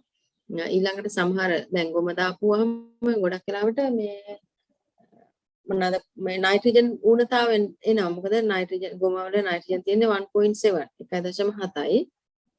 එතකොට 1.7ක් තියෙන එක තවත් දුරටත් වාතයට නිරාවරණය වුණා තවත් අඩු වෙනවා. එතකොට පෝෂක අඩු වෙන ඊළඟට ගොඩක් කාබනික ද්‍රව්‍යවල කාබනික පොහොරවල ફોස්ෆරස් අඩුයි. ඉතින් අපිට කොම්පෝස්ට් එකක් කියන්නේ ඇත්තටම මේ මම උදාහරණයක් කිව්වොත් ගෙදර හදන සුප් එකක් වගේ. ඒ කියන්නේ සියලුම පෝෂක අඩංගු වෙන අපිට ඉක්මනට පහසුවෙන් පෝෂක ලබා ගන්න පුළුවන් පහසුවෙන් ජීර්ණය වෙන ආහාරයක්. මුංචි දරුවෙකුට අසනීප ලෙඩෙකුට ඕන කෙනෙකුට ඒකේ පෝෂක ඒකෙන් ප්‍රයෝජන ගන්න පුළුවන්. ඉතින් පැලයකටත් ඒ වගේ තමයි කොම්පෝස්ට් කියන්නේ සියලුම පෝෂක අර මං කිය පෝෂක 16ම අඩංගු පොඩ හැමදේම ලොකුවට නෙමෙයි. සමහර පෝෂක තියෙනවා ඉතාම මිලිග්‍රෑම් ගණනක් අවශ්‍ය වෙන ගහකට.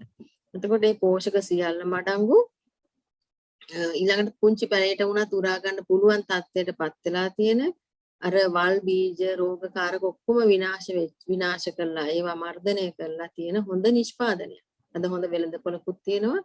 එතකොට ඒක අපිට පුළුවන් ඒකේ ફોස්ෆරස් වැඩි කරගන්න පුළුවන් නයිට්‍රජන් වැඩි කරගන්න පුළුවන් ඒකේ ඊළඟට ඒකේ අපිට භෞතිකව මම ඉස්සරහට කියලා දෙන්න ඒ පෙලට් කරන්න පුළුවන් ග්‍රැනියුල් කරන්න පුළුවන් ඒ වගේ දැන් වැලි පසකට අපිට කොම්පෝස්ට් කුඩු ගිහිලා දැම්මට වැඩක් නැහැ වතුරත් එක්කම පොළොව යටට බහිනවා එතකොට අපිට පුළුවන් ඒකට පෙලට් කොම්පෝස්ට් දාන්න ඒ වගේ අලුත් ක්‍රම තියෙනවා ඉතින් ඒ වගේ අපිට දේවල් භාවිතා කරන්න දැන් අලුත් තාක්ෂණ තියෙනවා ඒත් එක්කම මම මතක් කරන්නත් කැමතියි ඇත්තට මේ පරිසර හිතකාමී ක්‍රමය කියන්නේ නිකන් පසට පොර ටිකක් ගොම ටිකක් කුකුල් පොර ටිකක් කොම්පෝස්ට් දාලා පැලයක් හදන එක නෙමෙයි. ඒක තාක්ෂණයක්. එතනදී අපි ඇඩ්‍රස් කරන්නේ පද්ධතියක්. අපි පරිසර පද්ධතියක් හදනා පසේ සම්පූර්ණ පස ගැනම අපි සලකලා බලනවා.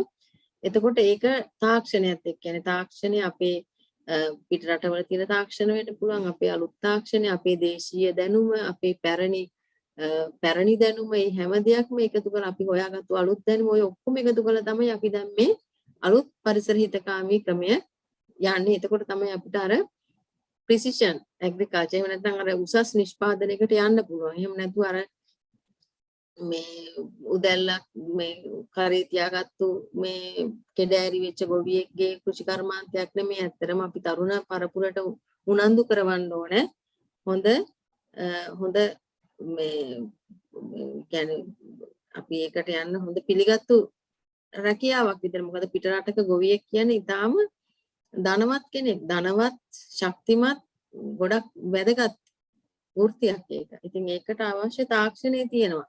අන්නේ තාක්ෂණයත් එක්ක යනකොට තමයි අපිට මේක ගොඩක් ඉස්සරහට යන්න පුළුවන් වෙන්නේ. ඉතින් එතනදී අපිට ගොඩක් දේවල් කරන්න තියෙනවා.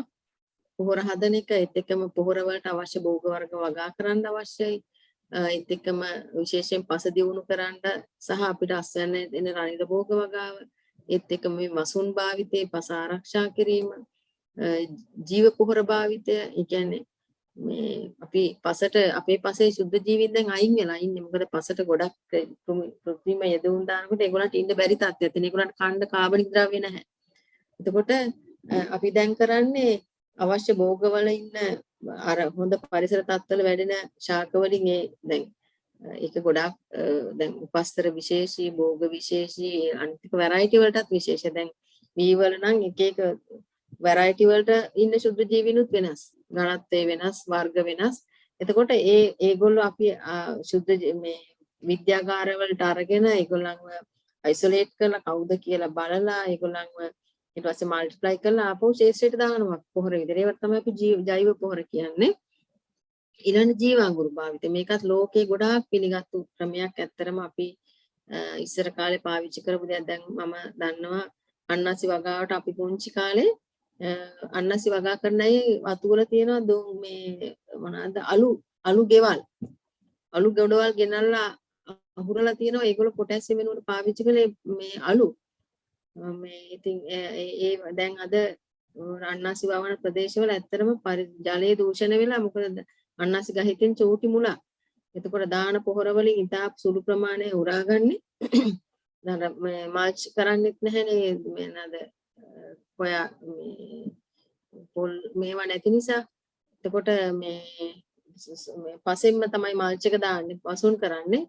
එතකොට අර පොර ටික ඔක්කොම පොළවට ගිහිල්ලා වතුරේ pH අගයට එහෙම ගැටලු ඇවිල්ලා තියෙනවා.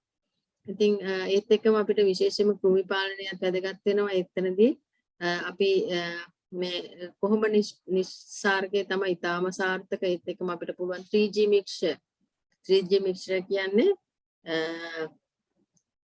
ginger garlic green chili G අකුරු තුන තියෙන ginger garlic green chili සමාන ප්‍රමාණ අරගෙන තලලා දවසක් වතුරේ පංගවලා ඊට පස්සේ එකකින් හදාගන්න කෘමිනාශකයේ 3 ගුණයක් වතුර දාලා ඉහින්න තියෙන්නේ. ඉතින් ඒ වගේ මේ ගඳ පාන වගේ අපි කියන බාලෝලිය කියලා ඊළඟ කොහොම නිස්සාරකේ තමයි ඊටාම සරල.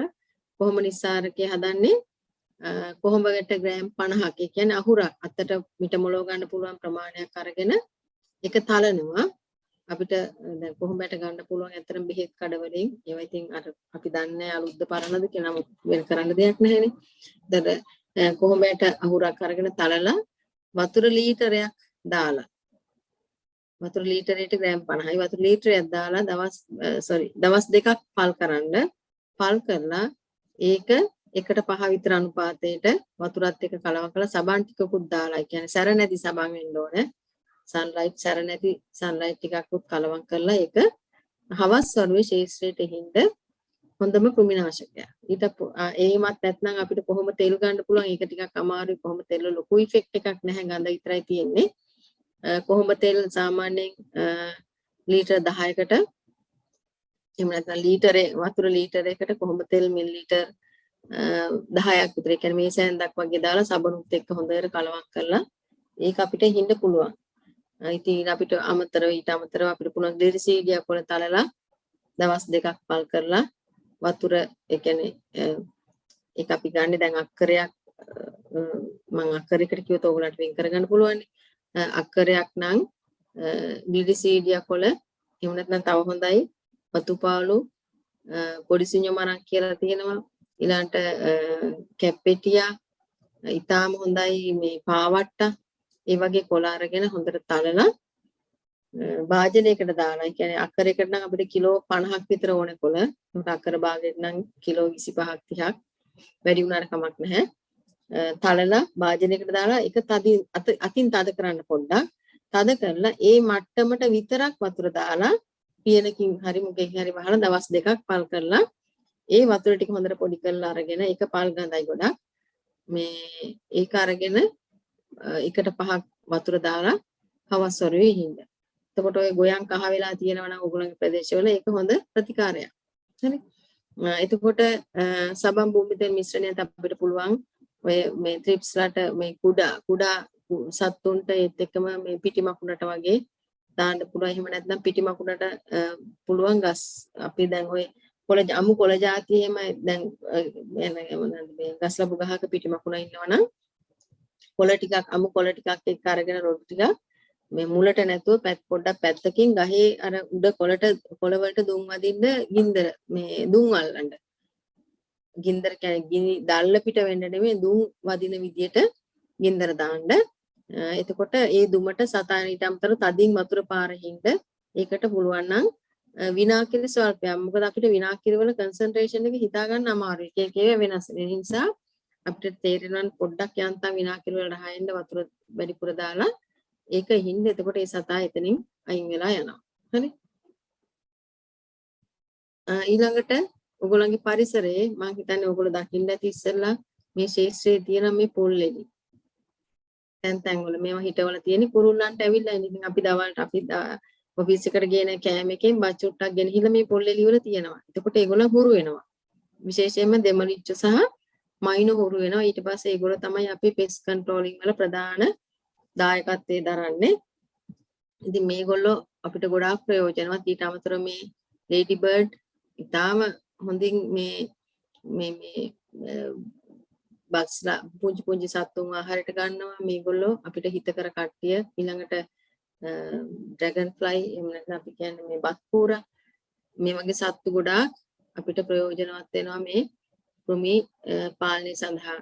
ඉතින් මෙතනදී පොඩි මම හිතන්නේ ඔයගොල්ලන්ට ඊළඟ දවසේ මේක හම්බෙයි මේ අලු සාත්තු ගැන මම හිතන්නේ කෙම් ක්‍රම ගැන කිව්වනේ. ඉතින් ඒ පරණ කෙම් ක්‍රම වල ඇත්තටම තියෙන හොඳ විද්‍යාත්මක පසුබිමක්. මම මේක විතරක් කියන්නම් මේ කෙම් ක්‍රමය ගැන. කෘමි පාලනයේදී කරන දෙයක්. විශේෂයෙන්ම දලඹුවන් ඉන්න වෙලාවට දැන් සමහරවිට අද දලඹුවෙක් ඉන්න ගහේ හෙට වෙනකොට දලඹුව 100ක් විතර ඉන්නවා. පොළ ඔක්කොම කාලා බලද්දි. ඉතින් හොඳම වැඩේ උදේ පාන්දර අලු සාත්තුව කියන එක ඉස්සර කරලා තියෙන්නේ මෙහෙම දැන් මේ විදිහට කරන්න අවශ්‍ය නැහැ. අපිට ඕන විදිහට මොඩිෆයි කරගන්න පුළුවන්. මේ එතකොට මේ අලු සාත්තුවේදී කරන්නේ හොඳට දැන් ගෙවල් වල මම හිතන්නේ අලු තියෙනවනේ. අපි දැන් දර පාවිච්චි කරන නිසා අලු ටිකක් හලාගෙන ඒක අරගෙන පාන්දර ශේෂ්ත්‍රයට යන්න කියනවා. පාන්දර කියන්නේ කළුවරේ. කළුවරේ කියන එකට ඒගොල්ලෝ කොහොමද ඒක අනිවාර්යෙන් කළුවරේ යන්න බල කරලා තියෙන්නේ. ඒගොල්ලෝ කියන්නේ ඇඳුම් නැතුව යන්න කියලා. ඒ කියන්නේ එළිය වැටෙනකොට එළිය වැටිලා නම් කොයි වෙලාවකත් යන්නේ නැහනේ. කළුවරේ හොඳටම කළුවරේ යන්න කියන්නේ පාන්දර 4ට විතර. මේ ගස් ඔක්කොම පින්නෙන් සම්පූර්ණයෙන් නැවිලා තියෙන මේ වෙලාවට. මොකද ඉරේලිය වැටෙනකොටම පින්න ඇහැවෙනවා කියලා අහලා ඇති ඔයගොල්ලෝ. පින්න අයින් වෙනවා. අනිත් එක සත්තු ඊටාම ක්‍රියාශීලී වෙලාවයක සත්තුත් සම්පූර්ණයෙන්ම පින්නෙන් නැවිලා ඉන්නේ. එතකොට අර පාන්දරම ගිහිල්ලා අපි කරන්නේ අලු ටික අර ගස් වලට ඉහිනකොට සම්පූර්ණයෙන් ගස් වල අලු මේවා වෙනවා. එතකොට සත්තුන්ගෙත් ඇඟේ අලු ගෑවිලා අර පින්න හින්දා උන් ඔක්කොම අලු ටික ඇලෙනවා. එතකොට මේ දලඹුවන්ගේ හුස්ම ගන්න සිදුරු තියෙන ශ්වසන ඡිද්‍ර තියෙන්නේ ඇඟේ දෙපැත්තේ. අර සිදුරු ටික ඔක්කොම બ્લોක් වෙලා ඒ සත්තුන්ට හුස්ම ගන්න බැරුව ඒගොල්ලෝ වැටෙනවා. ඊට පස්සේ සාමාන්‍යයෙන් පැය භාගයක් විතර ඒගොල්ලෝ අක්‍රියව ඉන්න. දැන් අර සීනා දලඹුවා එහෙම හොඳම උදාහරණය.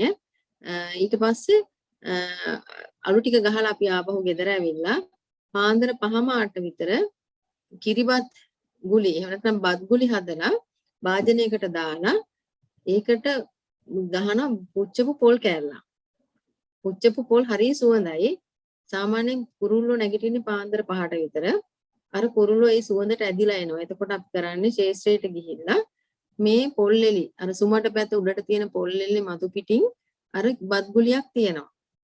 එතකොට කුරුල්ලා මේ බත් ගුලිය කන්න මේකට නැග්ග ගමන් වෙන්නේ මොකද්ද? බත් ගුලිය ඔක්කොම බිමට වැටලා ඇට සීසීකට බිම විසිරෙනවා. අර කුරුල්ලා බත්තට අහුලාන බිමට බහිද්දි දකින්නවා අර ආකාරමාන්‍ය වෙච්ච දලඟුව පැය භාගයකට විතර පස්සේ ඔක්කොම අලු ටික පස්සට දදා ආපහු හොඳට අර අලු ගසා දානවා කියලා කියන්නේ ඇත්තම හිතන්නේ. සම්පූර්ණ ලස්සනට දිරිසෙන්න එයා අලු ටික අයින් කර දඟලනවා. අයින් කරන්න දඟලනවා. එතකොට අර බිමට බහින කුරුල්ල දකින්න දඟලන සත්තු ටික ඒගොල්ලෝ බත් කන එක පැත්තක තියලා ඉස්සලම් කරන්නේ සත්තු ටික කන එක. ඉතින් ඒක තමයි ස්වභාවික මේ ආහාර දාමයක්. ඇත්තට මේකට ඉතින් අපිට කරන්න දෙයක් නැහැ. අපි සත්තු පර්පස්ලි මරන්නේ නැහැ. ගොඩක් කෘමිනාශක ගහලා සත්තු 100,000 ගාණක් මරන්නේ නැහැ. මේ වගේ උපක්‍රම යොදන්න වෙනවා සමහර වෙලාවලට. ඊළඟට මේ තියෙන තව උපක්‍රමයක් ඕගොල්ලෝ දකින්න ඇති. මේ සමහරට දැන් අපිට ප්‍රොටෙක්ටඩ් මේ හවුස් එකක් ගහන්න ලොකු වියදමක් යනවා. නමුත් අපි මේ කරලා තියෙන්නේ මේ විශේෂ පරීක්ෂණයක්, මේ දියර පොහොර පරීක්ෂණයක්. එතකොට මේ පිටින් කෘමීන් එන්නේ නැති වෙන්න ඉන්සෙක්ට් ප්‍රූෆ් net එකක් තමයි මේ ගහලා තියෙන්නේ. ඉතින් අපිට ව්‍යාපාරික මට්ටමේ යනකොට මේ වගේ දේවල් කරන්න පුළුවන්. හරි. ඉතින් මේ තියෙන අපිට හිතකර ගොඩක් උදව් කරන ක්‍රමීන් ඊළඟට අපිට පුළුවන් උගුල් අටවන්න පෙරමෝන් උගුල් තියෙනවා. අර පිරිමි සත්තුන් ඇදලා ගාරගෙන ඒගොල්ලන්ව විනාශ කරනවා. ඊට පස්සේ මේ නිතර සැලකිලිමත් බලන එක ඒ වගේ දේවල්. ඊළඟට භෝග හුවමාරුව ඉතාම වැදගත් වෙනවා. රෝග පාලනයේදීත් ඒක වැදගත් වෙනවා. දැන් මේ වගේ වෛරස් හැදිච්ච ගහක් තියෙනවනම් වැලක් තියෙනවනම් ඉක්මනට ශේෂ්ත්‍රයෙන් අයින් කරලා දාන්න. අපි හිතන ලෝභකමට අපරාධ එක ගහයි ඔගේ තිබිච්චාවේ කියලා. නමුත් ඒකෙන් දවසක් ඇතුළත මුළු ශේෂ්ත්‍රයටම මේ එක කුමියෙක් ඇති ඒ රෝගේ බෝ කරන්න. හරි. ඒ නිසා ඒක ඉතාමත්ම අනිවාර්යෙන් කරන්න අවශ්‍ය දෙයක්. ඊළඟට පාරම්පරික භෝග සමහර භෝග වර්ග තියෙනවා. මේ අපිට ඒවා මේ අර ලෙඩ රෝග වලට ඔරොත්තු දෙන ඒවා තියෙනවා. ඊළඟට අපේ දෙපාර්තමේන්තුවෙන් උනත් අලුත් B වර්ග සහ වෙන ප්‍රභේද හඳුන්වලා දීලා තියෙනවා. එක එක රෝග සහ පලිබෝධ වලට ඔරොත්තු දෙන ඒවා අපිට වගා කරන්න පුළුවන්. ඒත් එක්කම හැදෙන දැන් මේ බටු වලට එනවා කරට විදින්න කියන සතා. එතකොට මේ සතාගේ ජීවන චක්‍රය මේ අර මොනවාද කියන්නේ අර පිලව ඇවිල්ලා පස ඇතුලේ තමයි ජීවත් වෙන්නේ. මේ ගොඩක් අයගේ පස තුල ජීවත් වෙන මේ කීට අවස්ථාව. එතකොට අපි කරන්න ඕනේ විශේෂයෙන්ම මේ හානි වෙච්ච රෝග පලිබෝධ හානි වෙච්ච භෝග ටික එක්කෝ ගිනි තියන්න ඕනේ. එහෙම නැත්නම් අපි දැන් ඔය බ්ලැක් සෝල්ජර් ෆ්ලයිලාවේ කියලා ඉන්නවා සතෙක්. ඒත් කොම්පෝස් කරන එකක්. ටින් එකකට ගෙන බින් එකක් හදලා ඒ බින් එකට මේ ඔක්කොම දාලා වෙනම කොම්පෝස් කරලා දාන්න අවශ්‍යයි.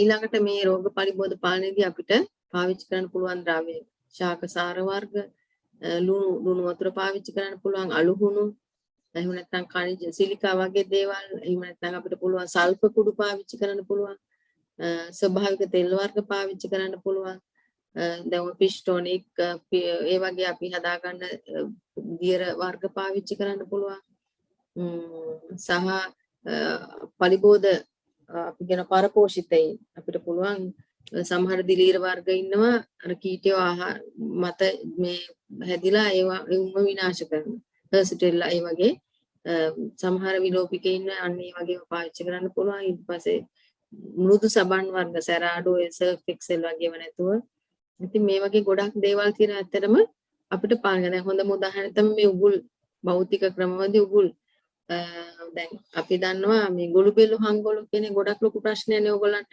තවාණක දැම්මත් තවාණ දන්නේ පහුවෙනි දවසේ කාලා ගෝවා එහෙම දාපුවාම දන්නේම නැහැ පැලේ කපලා ගිහිල්ලා කාලා. එතකොට හොඳම දේ තමයි තවාණ වටේට හෝ පෝච්චි වටේට 10 පොතු එහෙම නැත්නම් කොණ්ඩ බාබා සාප්පුවෙන් ගේන අපේ සැලූන් එකෙන් ගේන කොණ්ඩ කෑලි අරක වටේට දාලා තියන්න. එතකොට ඒ සතුන්ට ඒකේ එන්න බෑ කැපෙනවා. එහෙම නැත්නම් පොළොවේ මට්ටමට පොඩි වලක් හදලා ඒකේ යෝගට් කෝප් එකකට හරි පොල් කට්ටකට හරි බ්‍රැන්ඩි වගේ දෙයක් දාලා පාන් කෑල්ලක් දාලා ඒවා දැන් ගණන් උනාට කරන්න දෙයක් නැහැ. මේ දාලා ඒක මේ තියලා තිබ්බහම අර සත්තු ඔක්කොම ඒකට ඇදිලා එනවා. ඉතින් ඒ වගේ අපිට පුළුවන් මේ සත්තු රෝග සහ පරිබෝධ පාලනය කරන්න. හරි. මේ තියෙන රිෆ්ලෙක්ටිව් පොලිතින් මල්ච් එක මේක ඉකෝ ෆ්‍රෙන්ඩ්ලි එකක්. එතකොට මේකත් අපිට පුළුවන් මේ දැන් පරිසර හිතකම් වගේ ලොකුම ප්‍රශ්නේ තමයි අපිට වල් මර්ධනය කරන්න විදියක් නැහැ. දැන් තනකොළ කපන මැෂින් පාවිච්චි කරන්න විදියකුත් නැහැ තෙල් නැති නිසා. මේවත් ටිකක් ගණන් හැබැයි අපිට පුළුවන් මේ වගේ දේවල් පාවිච්චි කරන්න ව්‍යාපාරික මට්ටමේ එහෙම නැත්නම් යතු කුඩු යතු කැට අර යතු කුඩු කියන්නේ අර සෝඩස්ට් කියන්නේ අපි ලී බඬු වල තියෙනවා යතු ගාලා ඉතුරු වෙන කුඩු ටික ගොඩාක් හොඳ මාල්ච් එකක් 10 පොතු දාන්න පුළුවන් 10 අඟුරු දාන්න පුළුවන් ඊළඟ කොළ ಜಾති ග්ලිසීඩියා වල් සූර්යකාන්ත වගේ කොළ ಜಾති මේ අතර දාන්න පුළුවන් ඉතින් ඒකෙන් ඇත්තටම පස දියුණු වෙනවා වතුර දාන එක පිරිමැහෙනවා පස කාලයක් යද්දි පස දියුණු වෙනවා ඉතින් ඒ නිසා මේ වගේ දේවලුත් අපිට ස්වභාවික දේදුම් භාවිතයෙන් අපිට මේ අපේ පස දියුණු කරගන්න උදව් වෙන්න පුළුවන්. හරි ඊළඟට මේ තියෙන ජීව අඟුරු භාවිතය මේකත් ගොඩක් ඉතාම සාර්ථක ක්‍රමවේදයක් මම ඉස්සරහට පෙන්නන්න ඊළඟට මේ ගැඩවිලු වගේ සත්තුත් මේ ගැඩවිල් කණු පොහොර එහෙම දැමීම තිරුණුත් පස ගොඩාක් දියුණු කරගන්න පුළුවන්. පසේ ප්‍රතිශක්තිය හැම වැඩි වෙලා ඊට අමතරව මම ඔයගලන්ට පෙන්නන්නම් ඕල්ටර්නේටිව් නියුට්‍රියන් සෝසස් ටික.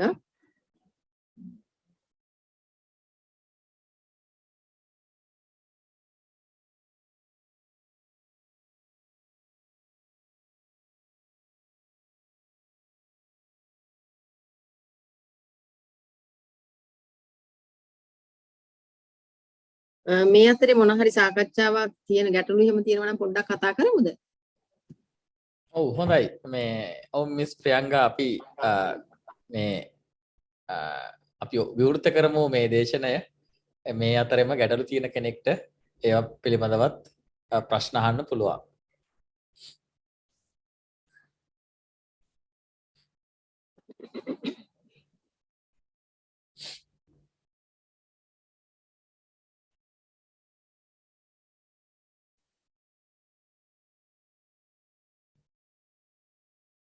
ඒක ටිකත් එහෙනම් මම කරන්නද මෙහෙම? ඔව් කරගෙන යමු අපි. කරගෙන යමු. මේකෙදි මම ඔයගොල්ලන්ට කියලා දෙන්නේ කොම්පෝස්ට් වලට අමතරව කොම්පෝස්ට් කියන්නේ ටිකක් කාලයක් යන ක්‍රියාවක් මහන්සි වෙන්න ඕනේ ටිකක් වැඩ වැඩි දෙයක්. නමුත් ගැඩවිල් පණු පොහොර නිෂ්පාදනය අපිට ඉතාම පහසුවෙන් ගෙදරක කරන්න පුළුවන් දෙයක්. ගෙදරක බෑක්යාඩ් එකේ පොඩි භාජනයක් අරගත්තොත් අපිට ඒක කරන්න පුළුවන්. මේ තියෙන ගැඩවිල් පණු පොහොර වල වැදගත්කම මම මේක කියවන්න යන්නේ නැහැ. ඉතින් ඔයගොල්ලන්ට ඇත්තටම අවශ්‍ය මෙන්න මේ ඊසීනියා කියන පණුව තමයි අපි මෙතනදී පාවිච්චි කරන්නේ. මෙයා ගොඩක් වේගෙන් වර්ධනය වෙනවා, වේගෙන් බෝ වෙනවා.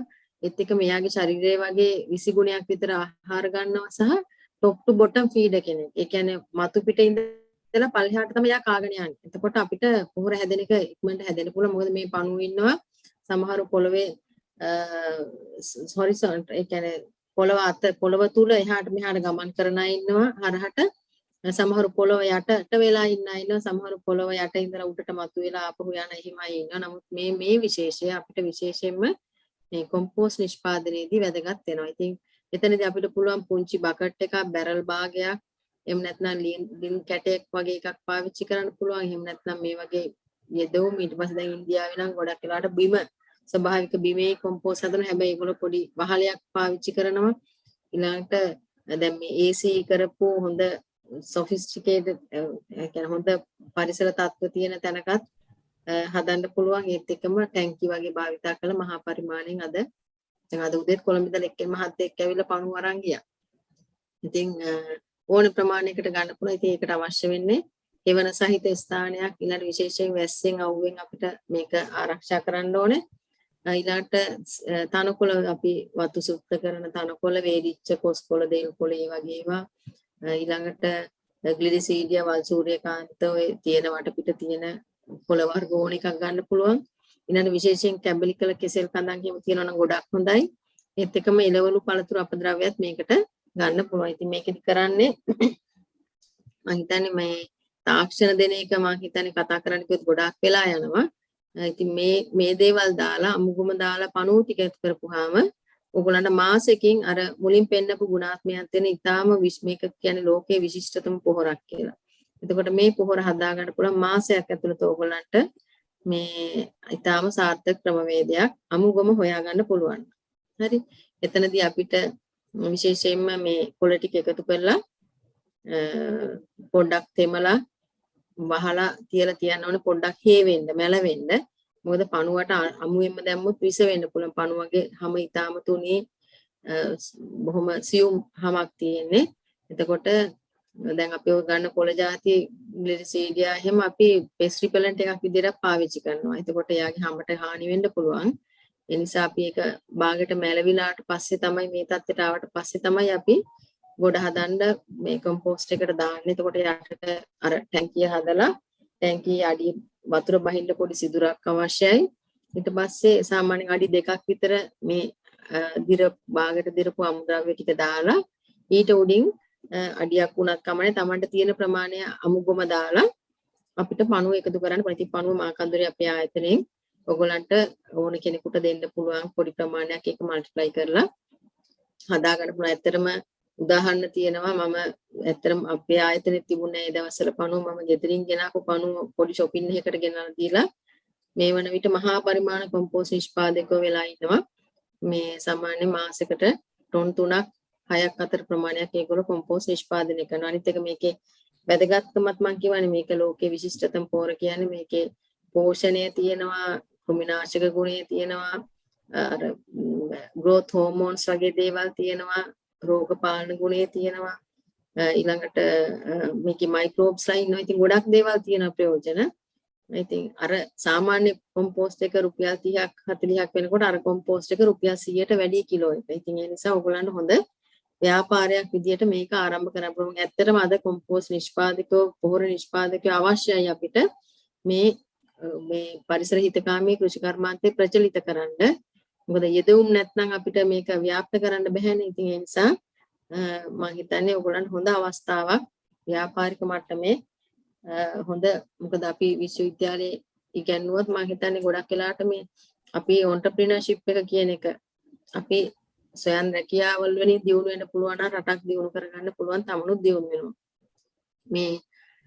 මේ ඇත්තට මේ ප්‍රොෆෙසර් ස්මයිල් මෙයා ගොඩාක් මේ වර්මි කම්පෝස්ට් සම්බන්ධයෙන් පරීක්ෂණ කරපු එක්කෙනෙක් ඉන්දියාවේ පරීක්ෂණකයේ මෙන්න මේ මමත් මේ ළඟදී තමයි දැනගත්තේ මේ අපේ රටේ ඉන්න සතෙක් මෙයා මේ ආසියාවේ රටෙත් ඉන්නවනම් මෙහෙ ඉන්න අපි එයා නිකන් අර කෙටේරියක් වගේ ඔළුවක් තියෙන සතෙක් ගොඩක් ශ්‍රේෂ්ඨ මුණ සහිතයි මෙයා පණුවගේ ඇඟේ ගෑවුනත් මේ පණුව මැරෙනවා ඒ තරම් විෂ සතෙක්. ඉතින් අපිට අර වර්මි කම්පෝස්ට් හදනකොට කූඹින්ගෙන් දිමියන්ගෙන් මේ වගේ සත්තුන්ගෙන් බේර ගන්න අවශ්‍යයි. එතකොට අර වටේට පොඩි වතුර ටිකක් එහෙම මේ වෙන්න තිබ්බනම් හරි. ඊළඟට ගොඩක් අය හිතන මෙන්න මේ පණුවත් ගොඩක් හොඳ එක්කෙනෙක් කියලා. හැබැයි එයා මේ පොල් කුරුමිනියගේ කීට අවස්ථාව. ඉතින් ඒ නිසා එයා දැක්කහම එයාව කොම්පෝස්ට් ගොඩට දාලා හදන්න එපා. එයාව ශේෂ්ත්‍රයෙන් අයින් කරන්න. හරි ඊළඟට අපිට ඇත්තරම මේ පරිසර හිතකාමී වගාවේදී කෘත්‍රිම යෙදවුම් නැති වගාවේදී අපිට ශාක වලට අවශ්‍ය සියලුම පෝෂක දෙන්න අවශ්‍යයි. හැබැයි පෝෂක දෙනවා කියලා අපි පහුගිය කාලේ දුන්නේ උපරිමයෙන්මනේ. අහක යන්නත් එක තමයි අපි පොහොර නිර්දේශ කරලා තිබුණේ. මේකෙදි මම හැමතිස්සෙම කියන්නේ අපි දැක්ක දෙයක් තමයි ගහකට පෝෂක දෙන්න ඇති මදි ප්‍රමාණය. දැන් ඔයගලන්ට උනත් ඛණ්ඩ දෙයක් දෙනකොට ඒක මදි ටිකක් අර මදි ප්‍රමාණය දුන්නාම තමයි ඒකට තව ඛණ්ඩ ආස හිතෙන්නේ නේ. රස දෙයක් ඕනෑවට වඩා දුන්නොත් එතනින් ඒක එපා වෙනවා සමහර වෙලාවට. හැබැයි අපි අර ඇති මදි ගානට දුන්නොත් ආයෙසරේ ඛණ්ඩ අපිට ආසාවක් ඇති වෙනවා. ඉතින් ඒ නිසා ගහකුත් ඒ වගේ තමයි අපි ඒ ඇති මදි ප්‍රමාණය දුන්නාම ගහ පෝෂක උරා ගන්න අතරේ වටේ තියෙන මේ කියන්නේ පසේ ඉන්න ශුද්ධ ජීවීන් පටන් ගන්නවා මදි නයිට්‍රජන් ටික ඒගොල්ලෝ වායු ගෝලයෙන් තිර කරලා මදි නයිට්‍රජන් ටික හදනවා එතන. දැන් ෆොස්ෆරස් ටික සොලිබිලයිස් කරලා පටන් ගන්නවා. මොකද පරිසරය කියන්නේ ස්වභාවය කියන්නේ හරි බැලන්ස් දෙයක්. ඒක ඇමේසින්. ඒක අපිට හිතා ගන්න බෑ. අපිට හිතන්න බෑනේ අර පේරකොළේ පාටටම මේ හැඩයටම ඉන්නේ කොහොමද කියලා. ඒක ස්වභාවයේ පුදුම නිර්මාණ. ඉතින් ඒ වගේ මේ වගාවෙදිත් අපිට පරිසරය ගොඩාක් උදව් කරනවා. හැබැයි අපි පරිසරයත් එක්ක ජීවත් වෙන්න ඕනේ. අපි පරිසරයට අනවශ්‍ය විදියට යෙදුම් දාපුවාම පරිසරයේ ඒ යෙදුම් එක්කම තමයි ගස් හැදෙන්න ගන්න. නමුත් අර පරිසරයෙන් යෙදුණුත් එක්කම අපි වගාව කරනවා නම් අපිට අනවශ්‍ය විදියට යෙදුම් දාන්න වෙන්නේ නැහැ. ඊළඟට මෙන්නද අපිට මේ ශාකයට අවශ්‍ය පෝෂක ගහේ critical growth stages ඒ කියන්නේ ශාකයට පෝෂක වැඩිපුර ඕන වෙලාවෙ තමයි අපි මේ ඒ ශාකයට පෝෂක දෙන්න ඕනේ. ඒ කියන්නේ වී ගහක් ගත්තොත් ටිලරින් ඒ කියන්නේ පඳුරු දාන අවධිය. ඊළඟට පැනිකල් ඉනිෂියේෂන්. එහෙම නැත්නම් අපි කියන්නේ මේ බණ්ඩි පීදෙන අවස්ථාව. එහෙම නැත්නම් මිරිස් ගහක නම් මේ ලපටි අවස්ථාවේ අර මේ දළු දාන අවස්ථාව. ඊළඟට මල් පිපෙන්න ඉනිෂියේට් කරන. අන්න ඒ වගේ වෙලාවල තමයි මේ ගහට අවශ්‍ය පෝෂක දෙන්න ඕනේ. එතකොට අපිට ඇත්තටම මේ කාබනික වගාවේදී එහෙම නැත්නම් පරිසර හිතකාමී වගාවේදී සියලුම පොහොර දෙන්න බෑ පස්සේ. කොම්පෝස්ට් එකේ තියෙන නයිට්‍රජන් 1 2 3ක් උපරිම වුණා.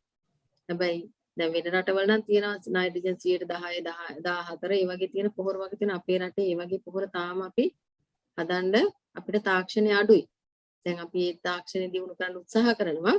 එතකොට අපි කරන්නේ පසට මූලික විදියට කාබනික පොහොර දාලා සති දෙකෙන් දෙකට vegetative growth එකේදී කියන්නේ වර්ධක අවධියේදී නයිට්‍රජන් තියෙන පොහොර වර්ග දෙනවා දියර පොහොර. ඊට පස්සේ මල් පිපීම උත්තේජනය කරන්න අපිට පුළුවන් පොටෑසියම් වැඩි පොහොරක් දෙන්න ඒ කාලේ වෙනකොට. ඉතින් අන්න ඒ වගේ අපි පොඩ්ඩක් ගහ ගැන අවබෝධයක් තියෙන්න ඕනේ පරිසරය ගැන සහ අපේ යෙදවුම් ගැන හොඳ අවබෝධයක් තියෙනවා. ඉතින් ඒ පොහොර තමයි මේ ගොඩක් වෙනදපොලේ තියෙන පොහොර වර්ග ඕගොල්ලෝ දකින්න. ඊට පස්සේ මේ අපි ආයතනයෙන් අපි අදලා තියෙන නීම් සීඩ් එක්ස්ට්‍රැක්ට්, නීම් එක්ස්ට්‍රැක්ට්, ඊළඟ කොම්පෝස්ට් ටී එක ඒ වගේ ගොඩක් අපිට යෙදවුම් පාවිච්චි කරන්න පුළුවන්. ඉතින් මේ තියෙන මේ වගේ පරීක්ෂණ කරපු ඒවා දැන් ගොඩක් අය පහුගිය කාලේ කිව්වා දියර පොහොර වැඩක් නැහැ කියලා. හැබැයි මේ තියෙන්නේ දියර පොහොර පාවිච්චි කරලා අපි මේ දියර පොහොර පාවිච්චි නොකරපු එක දියර පොහොර පාවිච්චියෙන් අපි අස්වැන්න වැඩි කරලා තියෙනවා. සාමාන්‍ය ජීව මෘතම් කියන්නේ ඉන්දියාවේ ඉතාම හොඳ තාක්ෂණයක්.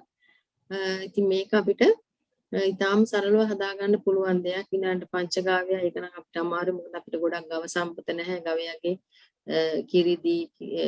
කිරිදී මොනවාද ගී ඒ වගේ අර කිරිවල වර්ග ටික ඔක්කොම ඕනේ.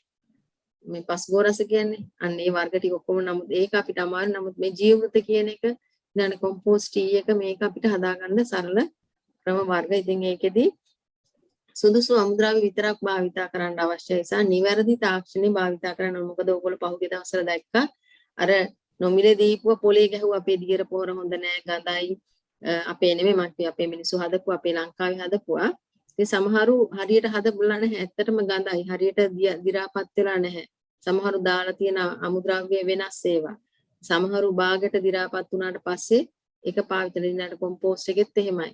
හරි ක්වොලිටියට හරි ක්‍රමවේදයට හැදුවොත් ඒක තමයි අපිට අවශ්‍ය වෙන්නේ. ඉතින් ඒ නිසා මම හැමතිස්සෙම කියන්නේ ආහාරයත් එක්ක ගනුදෙනු කරන එකේදී බොරු කරන්න උදව් කරන්නත් එපා බොරු කරන්නත් එපා. හදන නිෂ්පාදනයේ නියම quality එකට හරි quality එකට හදන්න. ඉතින් ඒකට නියම තාක්ෂණය පාවිච්චි කරන්න.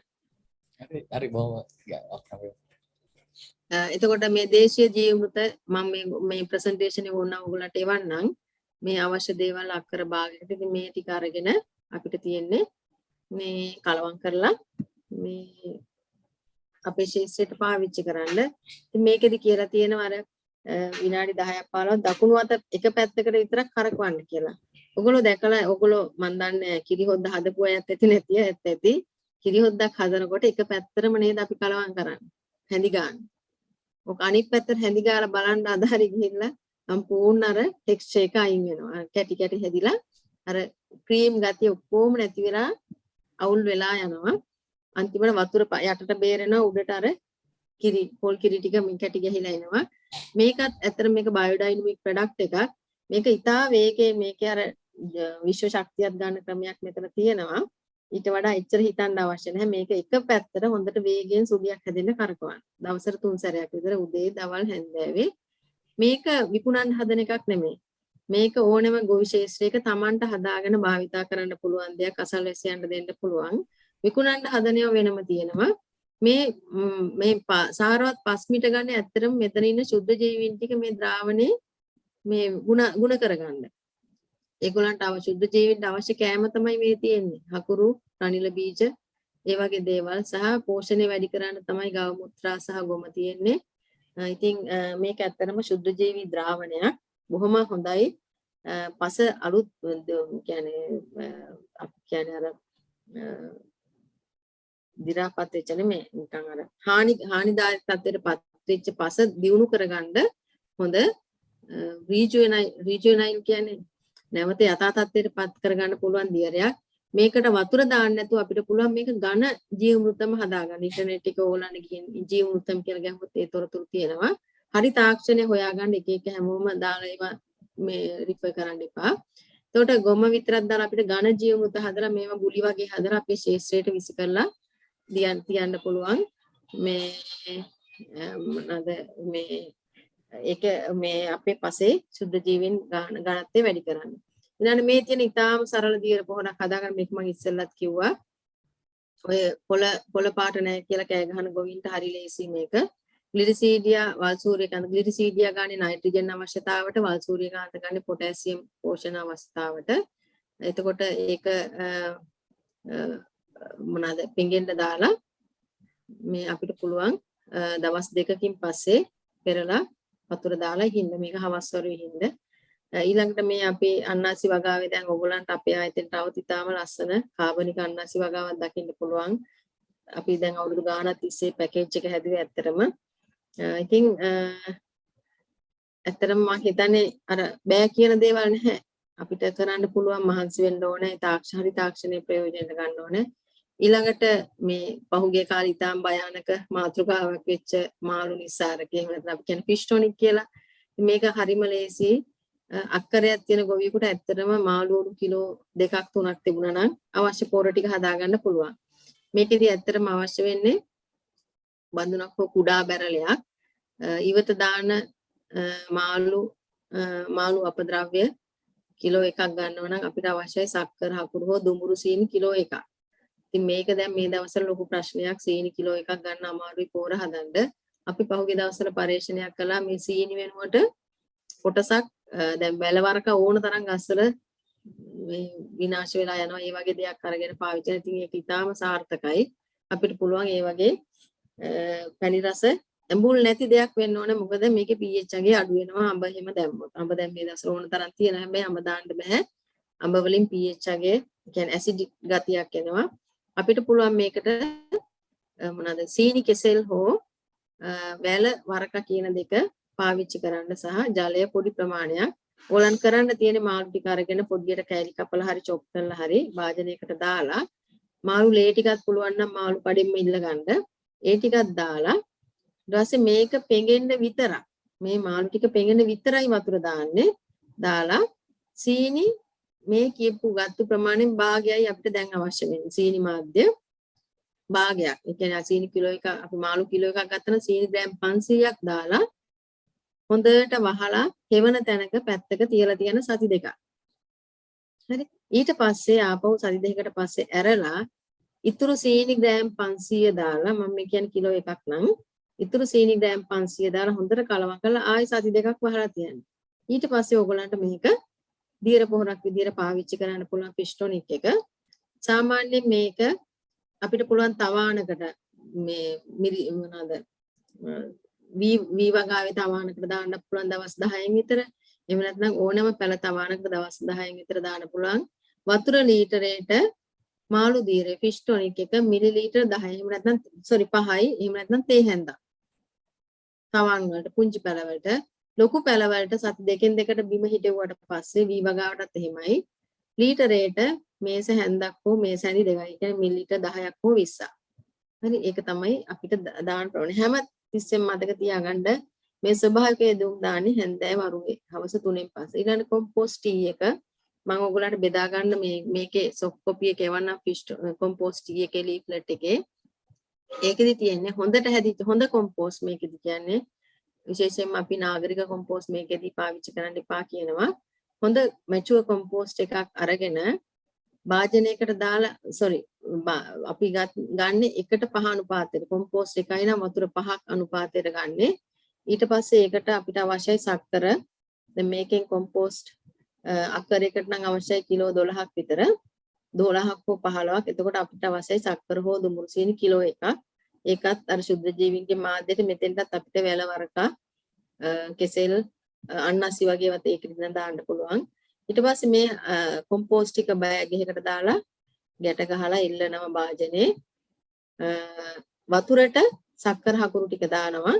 මේකෙදි වැදගත්ම දේ තමයි එයරේට් කරන එක. විශේෂයෙන්ම අපිට මාළු ටැංකියක එයරේට් එකක් ගන්න පුළුවන් නම් දවස් 3ක් අපිට එයරේට් කළොත් මේ ශුද්ධ ජීවීන් මේක ශුද්ධ ජීවී ද්‍රාවණයක් විශේෂයෙන්ම ප්‍රතිජීවකයක්.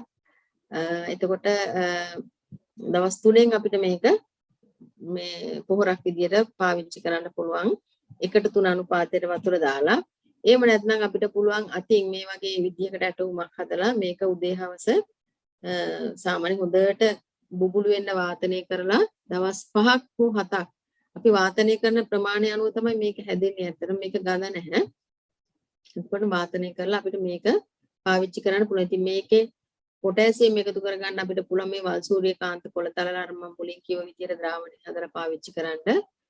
නයිට්‍රජන් එකතු කරන්න නම් ග්ලිසීඩියා ගව මුත්‍රා වගේ දෙයක් පාවිච්චි කරන්න පුළුවන්. ඉතින් මෙන්න මේ පෝෂණ ගුණ ටික ඕගලන්ට වැදගත් වෙයි. ඇත්තටම අපි හිතනවා ග්ලිසීඩියා වල් සූර්යකාන්ත විතරයි පෝෂණයේ තියෙන ශාක කියලා. නමුත් ඕගොල්ලන්ගේ අපේ ශේෂ්ත්‍රවල ඕන තරම් තියෙනවා. කොළඹ පැත්තේ ගම්පහ මේවාවට දිස්ත්‍රික්කවල මේවා වතුපාලු කියන්නේ අපිට විනාශ කරන්න බැරි දේවල්. ඉතින් විනාශ කරන්න බෑ කියන්නේ අපිට මේවා පොහොර විදිහට ප්‍රයෝජනට ගන්න පුළුවන්. ඇත්තටම පාවට්ට කියන්නේ ඉතාම හොඳ පෝෂණීය ශාකයක්. බලන්න පාවට්ටවල තියෙනවා ග්ලිසීඩියා වලටත් වඩා නයිට්‍රජන් සහ පොටෑසියම්. ඊළඟට එරබොදු කැප්පෙටියා මේ වගේ වයසොල්ලා ජපන් ජබර වතුපාලු ගන්සූරි අනිත් එක මේ ගව මුත්‍රා වල සම්පූර්ණ යූරියා තියෙනවා 2.5%. ඉතින් ලංකාවේ දවසකට 2020 මුලදී මම ගත්තේ ඩේටා එක දවසකට ලීටර් මිලියන 95ක් ලීටර් මිලියන 95ක් වෙනවා දවසකට ගව මුත්‍රා. ඉතින් අපි කෑ ගහනවා යූරියා ඕනේ කී අපි මේවා පාවිච්චි කරන ඉන්නට වෙන රටවල මිනිස් මුත්‍රා පාවිච්චි කරනවා. මේ තියෙන්නේ සත්ව පොහොරවල පෝෂණ ගුණාත්මයක්. ඉතින් අපි කොම්පෝස්ට් ගන්න කියන්නේ ඇත්තටම මේවා ටිකක් වැඩි කරගන්න. නමුත් අපේ කොම්පෝස්ටිං ප්‍රොසෙස් එක අපි මාස 2-3ක් යනවා. එතකොට අර නයිට්‍රජන් ගොඩාක් අයින් වෙනවා. අපි 103 ඒවා දැම්මත් අන්තිමට එන්නේ නයිට්‍රජන් 101යි වගේ. ඉතින් ඒ නිසා අපි අලුත් තාක්ෂණ වලට යන්න ඕනේ චොප් කරලා ඒ වගේ. ඊළඟ ගැඩවිල් පණු දියර පොහොර හදන්නෙත් අර වගේම ගැඩවිල් පණු පොහොර එක හදලා හැදිලා මාසෙකින් විතර අපි මේ වගේ භාජනයකට වතුර එකක් දාලා මේ වතුර වෑස්සෙන්න සලස්වන බින්දු. ඊට පස්සේ මේ ඔක්කොම සැචුරේට් වෙලා සම්තෘප්ත වෙලා ඒ පෝෂණය සහ අර ශුද්ධ ජීවීන් ඔක්කොම එක තියෙන ගුණාත්මයත් එක්ක මේකට අපිට මේ දියර එකතු කරගන්න පුළුවන්. එතකොට මේකත් අපිට හොඳ පෝෂණය සහ වගාවේ උත්තේජනයක් විදිහට පාවිච්චි කරන්න පුළුවන් දියරයක්. දැන් වර්මි වොෂ් කියන්නේ ඇත්තටම මේක නෙමෙයි. වර්මි වොෂ් කියන්නේ අපේ සනීප අපි අඟ හොදන්න ගන්න සනීප උණු වතුර එකකට අර ගැඩවිල් පණුව ටික ඔක්කොම එකතු කරලා දාලා හොඳට හොදලා පණුව ටික තැම්බෙන්න දාන්නේ නැහැ. යන්තම් උණු වතුරේ දාලා පණුව ටික ආපහු අපිට පුළුවන් ටැංකියට දාන්න පණුව ඉන්න ටැංකියට දාලා වතුර එක අරගෙන අපිට පුළුවන් ඉහින්ද ගොඩක් වෙලාවට ඒකෙන් වෙන්නේ මේ growth promoting effect එකක් එන්නේ. හරි. ඊළඟට මේ ඉන්දියාවේ vermi compost tea එක හදන ඇටෝම් කීපයක් මේ පෝච්චි එහෙම පාවිච්චි කරලා සරල දේවල්. ඊළඟට මේ ලංකාවේ දියර පොහොර සඳහා තියෙන ප්‍රමිතිය ඇත්තරම අවම නයිට්‍රජන් 100ට දැන් මම පහුගිය දවස්වල ටෙස්ට් කළා ඕස්ට්‍රේලියන් ප්‍රොඩක්ට්ස් වගේ 10%ක් 14ක් නයිට්‍රජන් තියෙනවා. ඉතින් අපි තාක්ෂණ වලට ඉස්සරහට යන්න ඕනේ. එතකොට කොම්පෝස්ට් ඔය අපි හදපු දියර පොහොර වලින් ඇත්තටම පුළුවන් අපිට කොම්පෝස්ට් වල ක්වොලිටි එන්රිච් කරන්න. දැන් මේ තියෙන මේ වගේ පරීක්ෂණයක ප්‍රතිඵල 0.8ක් තිබුණු නයිට්‍රජන් කොම්පෝස්ට් ටී එකත් එක්ක 0.1.6 වෙලා තියෙනවා. ෆිෂ්ටොනික් එකත් එක්ක 5 ගාණක් වෙලා තියෙන. මේ වගේ අපිට පෝෂණයේ වෙනස් පෙලට් කියන එක ඇත්තටම මේ අර මම මුලින්ම කිව්වනේ කුඩු දානවට වඩා ගොඩක් අලුත් තාක්ෂණයක්. මේක අපිට ස්ලෝ රිලීසින් එකක් විදිහට පාවිච්චි කරන්න පුළුවන්. මේකට මයික්‍රෝබ්ස් ඉනොකියුලේට් කරන්න පුළුවන්, නියුට්‍රියන්ට් දාන්න පුළුවන්. ඊට ඔය ඇෂ් වගේ දේවල් එකතු කරලා මේකේ ක්වොලිටි වෙනස් කරන්න පුළුවන්. ඉතින් ඒ වගේ තාක්ෂණ අපි ඉස්සරහට සිදු කරලා තියෙනවා. ඊළඟට මේ ඉන්දියාවේ අක්කර 500ක ඕගනික් ෆීල්ඩ් එක ඒගොල්ලන් කරන තාක්ෂණ තමයි අතරම තියෙන මේ එළු කොටුවේ එළු මුත්‍රා ටික උනත් ඒගොල්ලෝ අපතේ දාන්නේ නැහැ. ඒක මම දැන් ඔයගොල්ලෝගේ ඇති සමහරට මේ වගේ ව්‍යාපාරික මට්ටමට යන්න ඕනේ කට්ටියත් ඒ වගේ කට්ටියට මම උදව් කරන්නම් ඒ තාක්ෂණ ටික හඳුන්වලා දීලා. ඊළඟ ජෛව පොහොර ගත්තොත් මම ඒ තාක්ෂණ තෝරනක මේ අපේ විද්‍යාගාරයේ වී වගාව සඳහා නයිට්‍රජන් පෝෂක හඳුනාගෙන මේ ජීවීන් බැක්ටීරියා හඳුනාගෙන ඒවා මල්ටිප්ලයි කරලා තියෙන අවස්ථාවක් සහ ශේෂ්ත්‍රයේ ඉතින් අපිට ඇත්තටම අපේ එළියේ නිෂ්පාදකයන්ගේ මේ ගුණාත්මය කියන එක ගොඩක් අඩුයි. ඒගොල්ලන් ෂෙල්ට් එකක් වහලයක් පාවිච්චි කරලා නිකන් අවුවට වැස්සට තෙමෙන්න තියලා එහෙම තියෙන්නේ. ඉතින් ඒ වගේ හින්දා තමයි අපි ගොඩක් ගැටලු වලට මුහුණ දීලා තියෙන්නේ ඇත්තටම. මේ තියෙන ට්‍රයිකඩෝමා දිලිරේ ගොඩාක් ප්‍රයෝජනවත් ජීවියෙක් ඇත්තටම පුස් එකක්.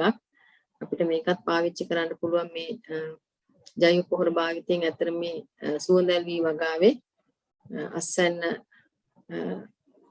සහ වර්ධනය උගලන් හොඳට පේනවා වෙනස. මම ඉක්මනට කියනවා මම හිතන්නේ මට එකට ඉවරයි මගේ වෙලාව. ඉතින් මේ තියෙන ට්‍රයිකෝඩර්මා අර මගේ ගොටුකොළ වල මේ වටපණු රෝගයට බඳුන් වෙච්ච අවස්ථාවක් මුල ඔක්කොම ගැට හැදිලා තියෙන. ඉතින් මේකට ට්‍රයිකෝඩර්මා දාපු කොම්පෝස්ට් එක ඉතාම සාර්ථක විසඳුමක්. අපිට ටොන් එකක් කොම්පෝස්ට් එකකට අපිට අවශ්‍ය වෙන්නේ මේ ට්‍රයිකෝඩර්මා දිලීරේ මිශ්‍රණයෙන් කිලෝ එකක් වගේ ප්‍රමාණයක්. ඉතින් ඒකෙදි උනන් පේනවා ඇති රසායනික කාබතුරන් වගේම ඉතා සාර්ථකව මේ රෝගේ පාලනය වෙලා තියෙන සහ අස්සන්නේ ලොකු වෙනසක් වෙලා තියෙනවා මේකේ මේ ට්‍රීට්මන්ට් එකත් එක්ක. ඉතින් ඒ නිසා අපිට කොහොම සරල හොඳ තාක්ෂණ තියෙනවා ඇත්තටම. ඊළඟට මේ ජීව අඟුරු භාවිතයෙන් පස දියුණු වෙලා තියෙන ආකාරය සහ ඇත්තටම ඊටාම ලොකු වටිනාකමක් තියෙන මේ ජීව අඟුරු වලින් ඉතින් ඒකත් හොඳ තාක්ෂණයක්. මම හිතනවා ඔයගොල්ලන්ට ඉන්ටර්නෙට් වල සර්ච් කළොත් මේ ජීව අඟුරු හදන ක්‍රමවේදත් ගොඩක් තියෙනවා. ඉතින් ඊළඟට මේ වසුන් භාවිතය අපේ පරිසර හිතකාමී වගාවේදී අපිට ලොකුම ගැටලුව තමයි වල් මර්ධනය. ඉතින් ඒකට මේ ලයිව් මල්ච් එක පුළුවන් ගොටුකොළ වගේ දෙයක් ඊළඟට කැකිරි පිපිඤ්ඤා වගේ දේවල් වවන්න පුළුවන්. ඊළඟට මේ තියෙන යතු කුඩු ඒ වගේ ක්‍රමවේද ඊළඟට මේ බලන්න මේ එක එක කැම්ප් වල තියෙන මේ පහුගිය දවස්වල අපි ඔය බල්ක් කොම්පෝස්ට් වල විවිධත්වය බලන්න. කොම්පෝස්ට් වලට එක එක පාට පෝෂණය ගොඩක් වෙනස්. ඉතින් අපේ වැරදි ක්‍රමවේදක් තියෙන පෝෂණය අහක් යනවා. ඉතින් ඇත්තට මම හිතන්නේ කාලේ ඔයගලන්ට දිගුණක් තියන්න තොරතුරුත් එක්ක මම බොහොම මේ කෙටි කරලා බ්‍රීෆ් කරලා කිව්වේ. ඉතින් මම හිතන්නේ ගැටලුත් ඇති වෙලාව තියෙනවා නම් ඔයගලන්ට මේ මට පුළුවන් ගැටලු වලට කතා කරන්න. බොහොම ස්තුතියි. හොඳයි. බොහොම ස්තුතියි ප්‍රියංගා දිසානායක මහත්මිය. මම හිතන්නේ ඔබතුමීගේ මේ කතාවක් මේක. ඇත්තටම බොහොම රසවත් කතාවක්. ඒක බොහොම අපි සියලු දෙනාටම දැනෙන ආකාරයට එක පැත්තකින් විද්‍යාත්මකව අනිත් පැත්තෙන් අපිට ඔබතුමීගේ තියෙන අත්දැකීම් අනිත් පැත්තෙන් පාරම්පරික දැනුම මේ සියලු දේ මුසු කරමින් බොහොම රසවත් කතාවක් අපිට මේක දිගට මහගෙන ඉන්න තිබුණා නම් තවත් හොඳයි. නමුත් කාල වේලාව හරස් වෙනවා. ඒ නමුත් මම හිතන්නේ තව එක ප්‍රශ්නයක් යමෙකුට තියෙනවා නම් අහන්න අවස්ථාව ලබා දෙන්න පුළුවන්. මට ප්‍රශ්නයක් තියෙනවා. ප්‍රසාද් අහන්න පුළුවන්ද? පුළුවන්. අහන්න. පුළුවන් කිය. ඔබතුමීගේ අද දින දේශන ඉතාම කාලීන ඒ වගේම අවශ්‍යතාවයක් සපුරන ඉතා වැදගත් හරබර විස්තරයක්. මේ අතරින් මට පොඩි පැහැදිලි කිරීමක් අවශ්‍ය වෙනවා. මේ මාළු නිස්සාරකය කියන පොහොර පිළිබඳව මම හිතන්නේ මේ බොහොම මෑතකදී ඉන්දියාවෙන් ගෙනල්ලා ඒ වගේම ඊට පස්සේ ලංකාවේ නිෂ්පාදනය කළ ගොවීන් අතර බෙදා දුන්නේ මේ මාළු නිස්සාරකය කියලා බොහෝ දෙනෙක් විශ්වාස කරනවා.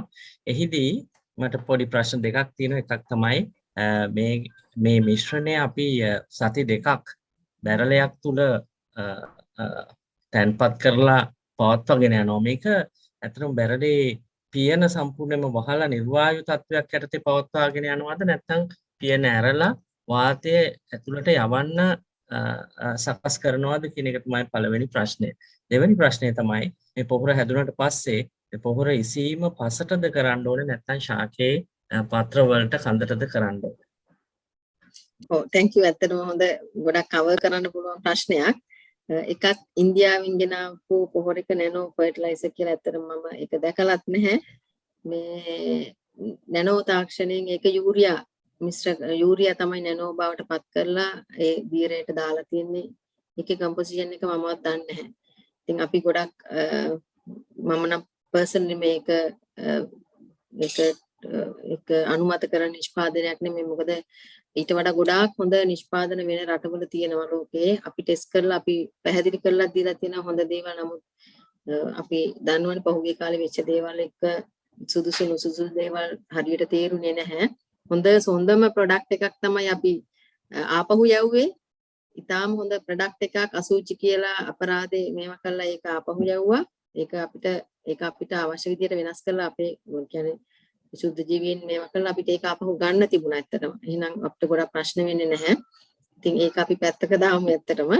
ඒක අර දැන් පළවෙනි ප්‍රශ්නේ ෆිෂ්ටොනික් එකේ අපි ගන්න සාමාන්‍යයෙන් බැරල් එකේ දැන් කිලෝ එකක් ගත්තොත් සාමාන්‍යයෙන් අපි ගන්න ලීටර් 10ක විතර භාජනයක්.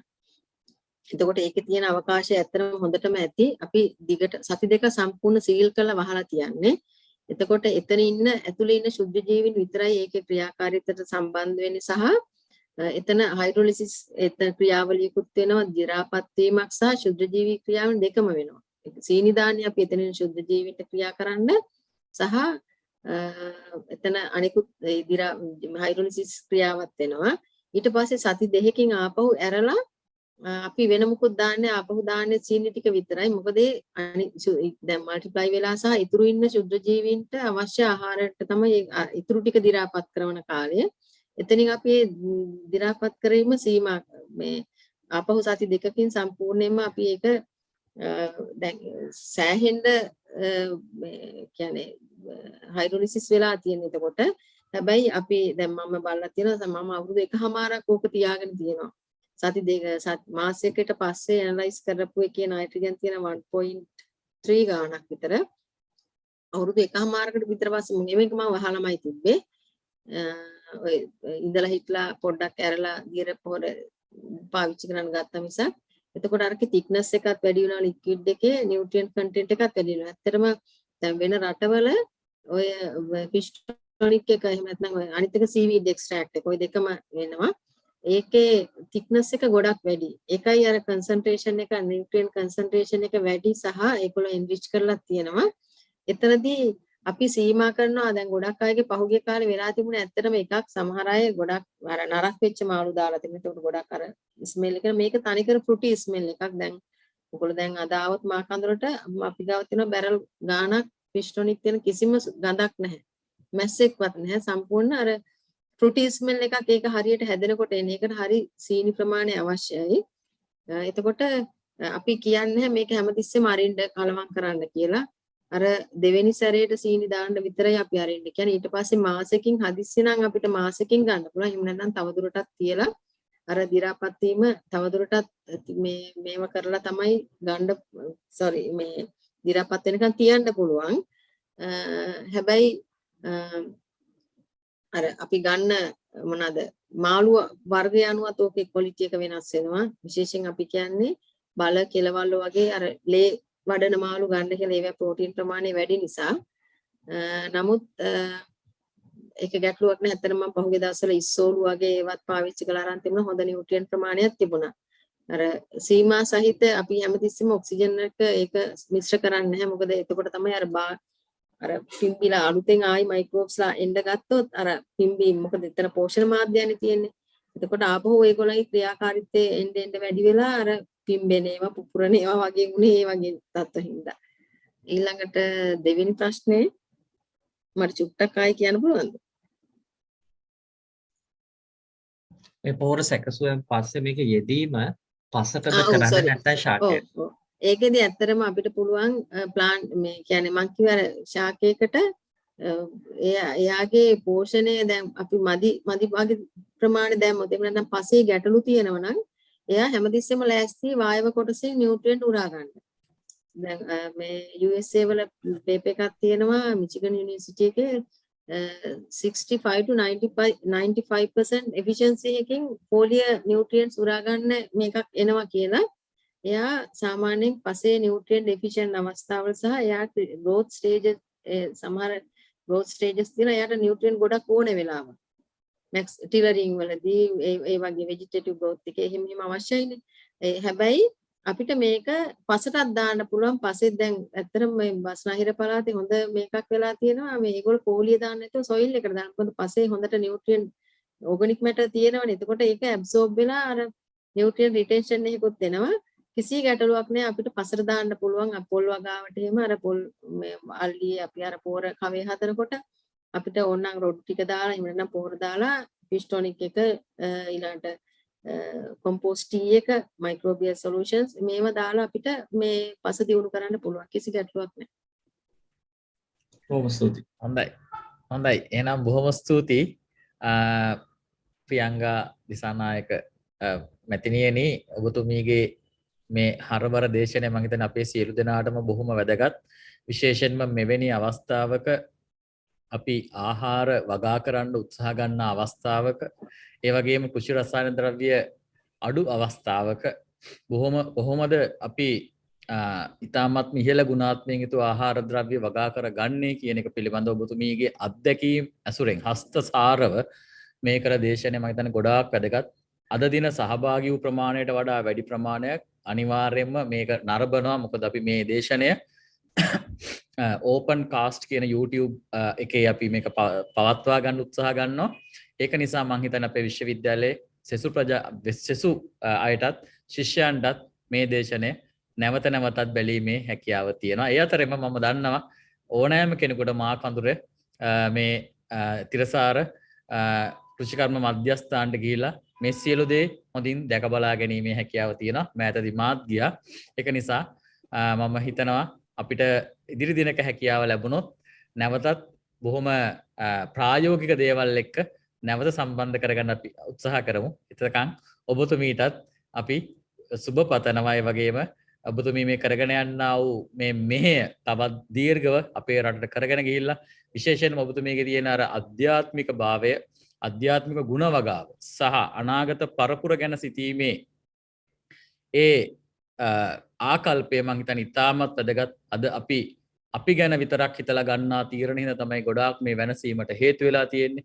ඒක නිසා අපි හිතන්න ඕනේ ඔබතුමී මේ අන්තිම ස්ලයිඩ් එකේ කියලා තියෙනා වගේ සුඛිනෝ වාකේ මිනෝ හොන්තු සබ්බේ සත්තා භවන්තු සුඛිසත්තා කියන පදනම මතින් එහෙම හිතුවොත් එහෙම අපි කාටවත් කරදරයක් වෙන එකක් නැහැ.